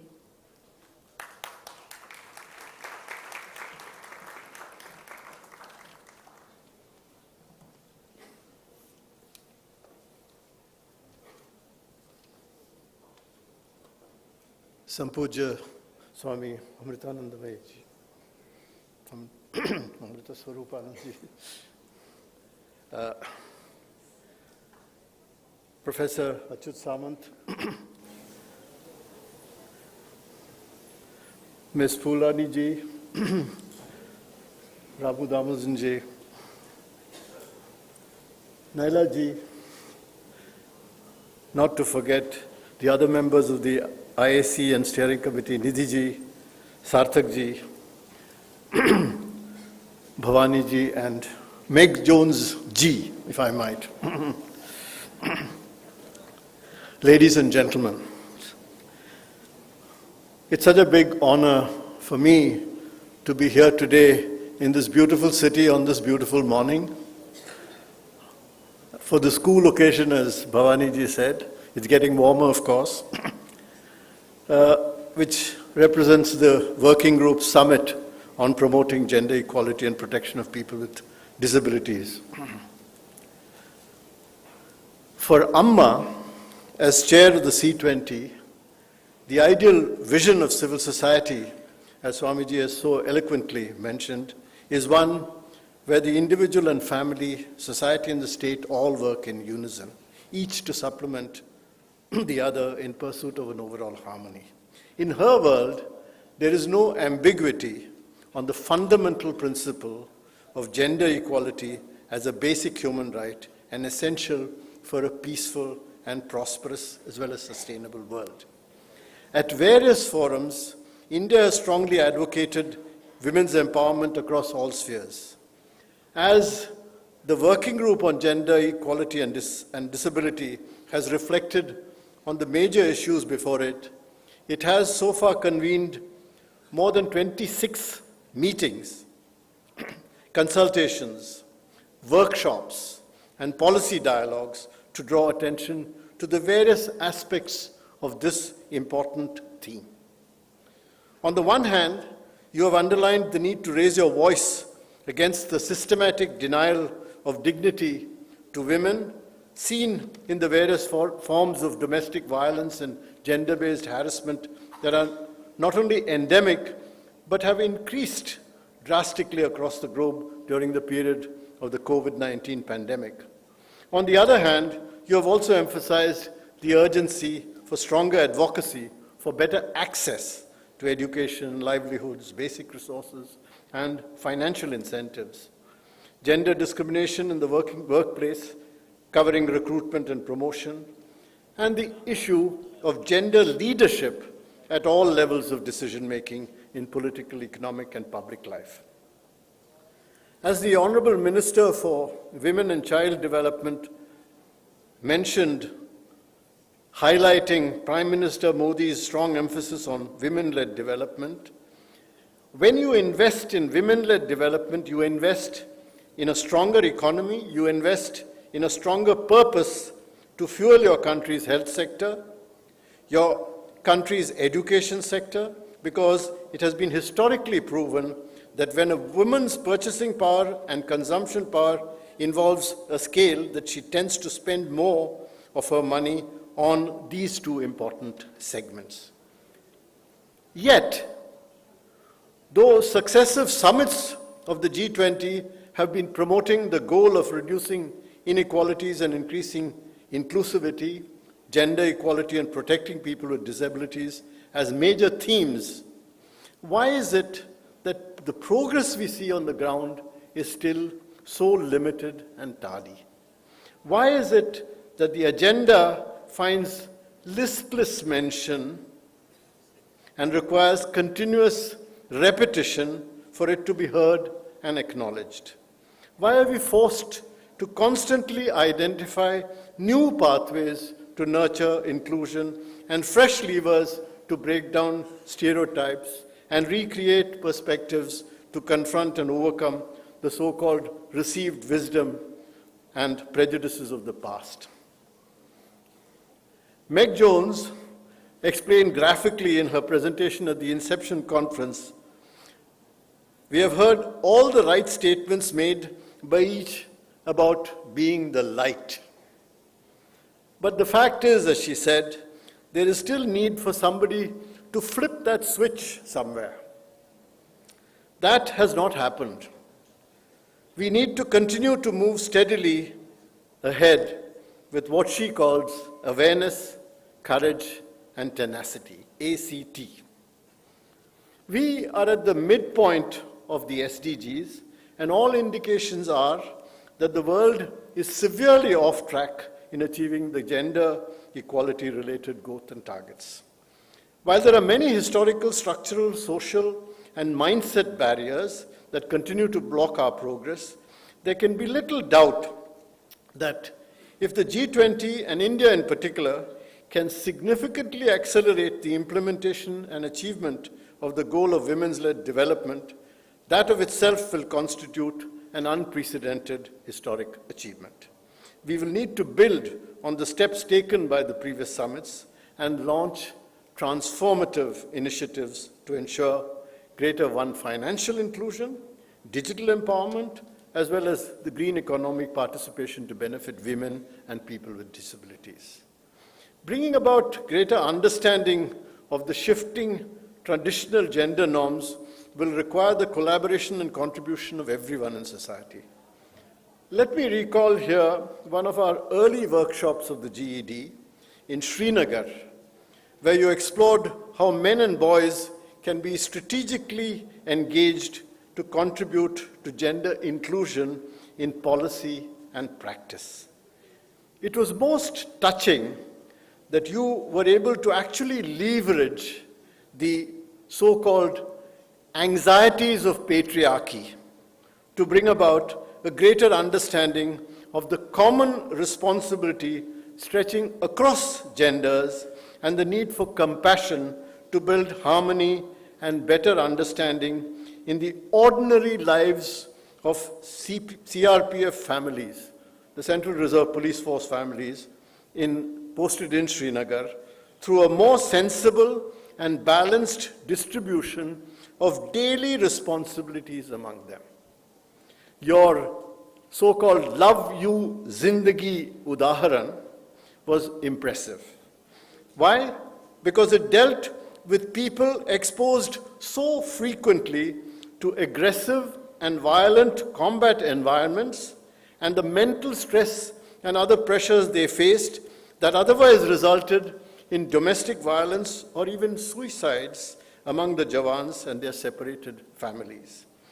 Your 4 pillars of stress management tools, reflection techniques, protocols for sharing practical chores, driving, for example, or operating an ATM card, and non-judgmental thinking exercises have proved of great value in improving mental health and emotional resilience among both men and women. Equally related to addressing gender equality is addressing ableism, or the systematic exclusion of people with physical or mental disabilities. Improving such a situation requires us to locate viable pathways of disability inclusion that will provide practical benefits for differently abled individuals. We will need to focus on a range of need-based approaches, from providing physical access to individuals with disabilities into institutions, and I notice the presence of that in this particular institution, and then go on to ensure their access to appropriate education, health care, environment resources, skill building, employment, and other critical areas, so that they can live a dignified life. Only in this way can we provide the basis that will enable vulnerable and marginalized groups to contribute meaningfully to address the other local and global challenges that their peers commonly face. We often hear stories of extraordinary people who are able to cut through obstacles through inordinate determination and courage, and who have broken through glass ceilings to establish their place in society, whether they are women or disabled. This may seem counterintuitive, but for me, this is not the main measure of progress. It is when the ordinary people among the disabled and the discriminated feel their voices heard, when their issues are addressed in the normal course, that we will say that there is real progress. I am happy to see the progress you have made in the various sub-themes and the large number of consultations, workshops, and other online symposia you have already conducted in the various thematic groups. It is only this kind of continuous activity through side events, what I think somebody called tenacity, which will help you to keep the spotlight on the priority issues. Swamiji just mentioned the logic and rationale for the establishment of a separate working group on disability, equity, and justice. We expect that this process will find fruition at the conclusion of this conference. Also, at your February meeting, I had raised the question of the need for you to launch a gender and disability data alliance of G20 countries, which can systematically collect, analyze, monitor, and evaluate data and policies in these priority areas. It would be I think it would be a great achievement if we are able to take this some steps forward. Apart from this, what you need now is to drill down on specific recommendations to take up with the G20 leaders for them to reflect on during the summit in September this year. I'm sure that as you go along such a multidimensional perspective, you will be able to adopt a framework that cuts across all dimensions of life, intersects all geographical and cultural contexts, cover both rural and urban spaces, and help build a sustainable human community that empowers all human beings, irrespective of gender or disability. Thank you.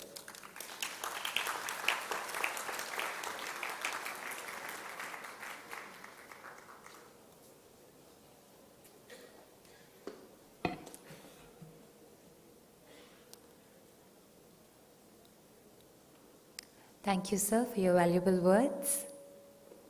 We're now coming to a close of this program of the inaugural session.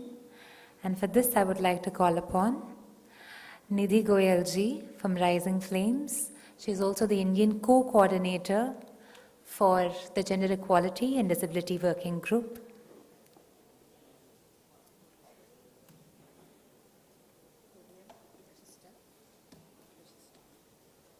Thank you.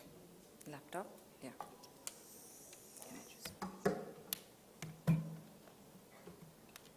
Thank you so much. Sorry.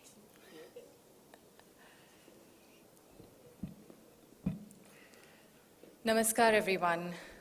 Thank you so much for being here today at this summit of Gender Equality and Disability Working Group within Civil 20 India.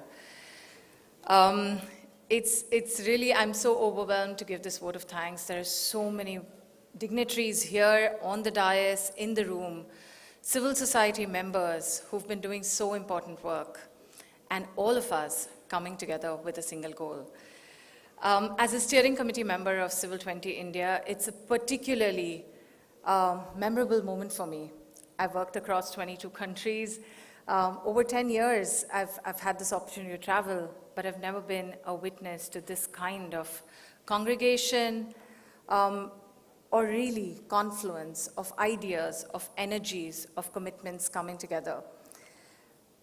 The first thing, with a lot of gratitude to the vision of our Honorable Chair, to the Indian leadership, to Swamiji, respected Swamiji, member of Troika, and representative of our Honorable Chair, Amma, our respected Nambiar sir. Thank you for acknowledging, thank you for supporting, and thank you for having this vision to bring forward a standalone disability working group going ahead from this summit. I just want to take this moment to say that this is a historical step in the G20 process, where Civil 20 has ever taken disability inclusion to a next level. I would really request everyone. Thank you to the Indian leadership and once again, our vision of our Honorable Chair, Mata Amritanandamayi Devi ji, for this step forward. As I said, this moment is a witness of a confluence of energies and commitments, the convergence of stakeholders, all with a single goal, to amplify civil society voices in attaining gender equality. We are at the midway of the Sustainable Development Goals, as we understand, and it is important that we focus on leaving no one behind. Our speakers have been doing that. Goal 5 of gender equality, all women, including women standing at the margins. And we heard Amma speak about the women at the margins. We heard our Honorable Minister talk about that. Thank you for identifying the issue. The panels, the dignitaries, thank you for identifying the issue. Thank you for acknowledging that problems are many. But the most important thing is thank you for bringing the light here. Bringing the light and being the light through the udharans that you present, that you embody, and that you bring to the table. Gender inclusion and disability inclusion can become a reality only if all of us stand together. Thank you once again for coming and joining hands, for being the champions, and for inspiring all of us and our colleagues. A big thank you for creating this space, for standing with us, and for listening, as well as providing this opportunity for communities to lead. Our special guests, and I would like to thank each of them, starting from our Honorable Minister, Kunjusha ji, and our respected Permanent Secretary representing her. I'd really request Dr. Bhavani Rao to felicitate the Honorable Minister and and request Permanent Secretary Fulrani ji to accept this token on our behalf.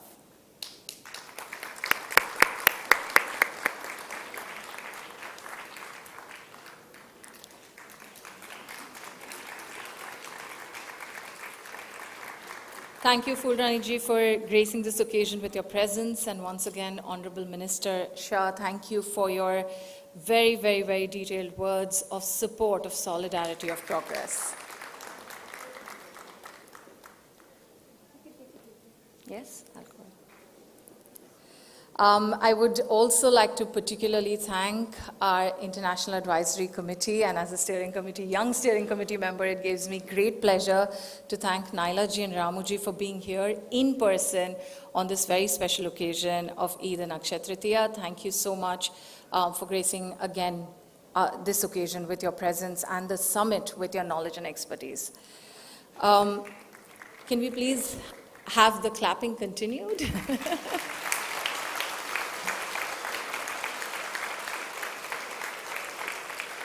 Thank you, our respected Sherpa Nambiar sir, for constantly guiding us through the entire Civil 20 process. At your age, the commitment that you bring, you really inspire us to move forward in a more synchronized way. Honorable Chair, there is not enough words for her leadership, her vision, the way she has stood with all of us, blessed us and guided us. Very, very, very big pranams and thank you at the lotus feet of Amma. And respected Swamiji for being on the Troika and always guiding us through our entire journey of Civil 20. Thank you so much.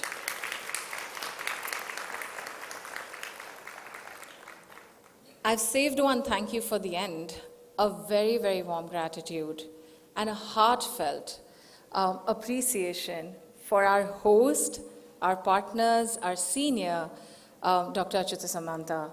Can we have a huge round of applause?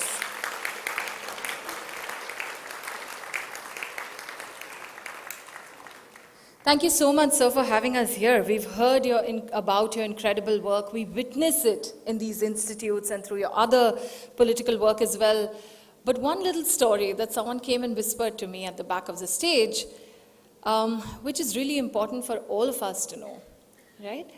A story of 20 years ago, when 2 students with muscular dystrophy could not find an academic institution that could support them.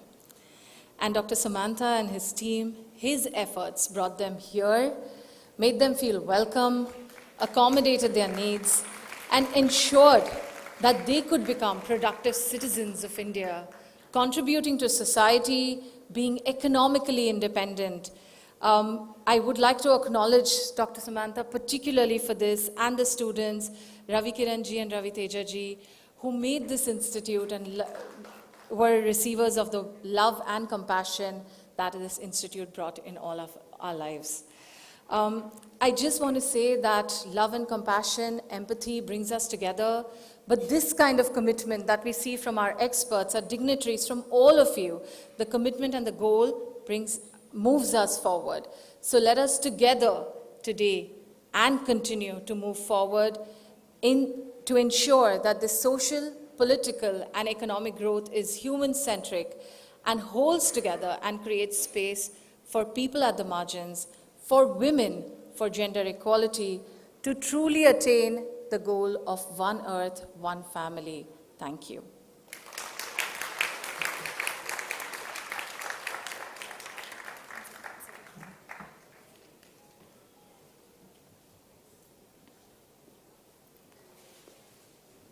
Sorry, I'm going to just jump in really quickly. We are about a whole session over time, so we will skip the next plenary session, and then we will bring the coffee break forward. And so we were going to give you, there was going to be a presentation, a video talk by the UN Resident Coordinator, Shambi Sharp, which we will play later during the day, and we were going to give an introductory talk on the deliberations that have happened within the Gender Equality and Disability Working Group, as well as a presentation of our methodology on how we have reached the policy decisions. Unfortunately, because we've run out of time, we'll probably just compress it when we do our next plenary session. So for now, I will let the MC call this session to a close with the coffee break, and then going straight into the parallel sessions.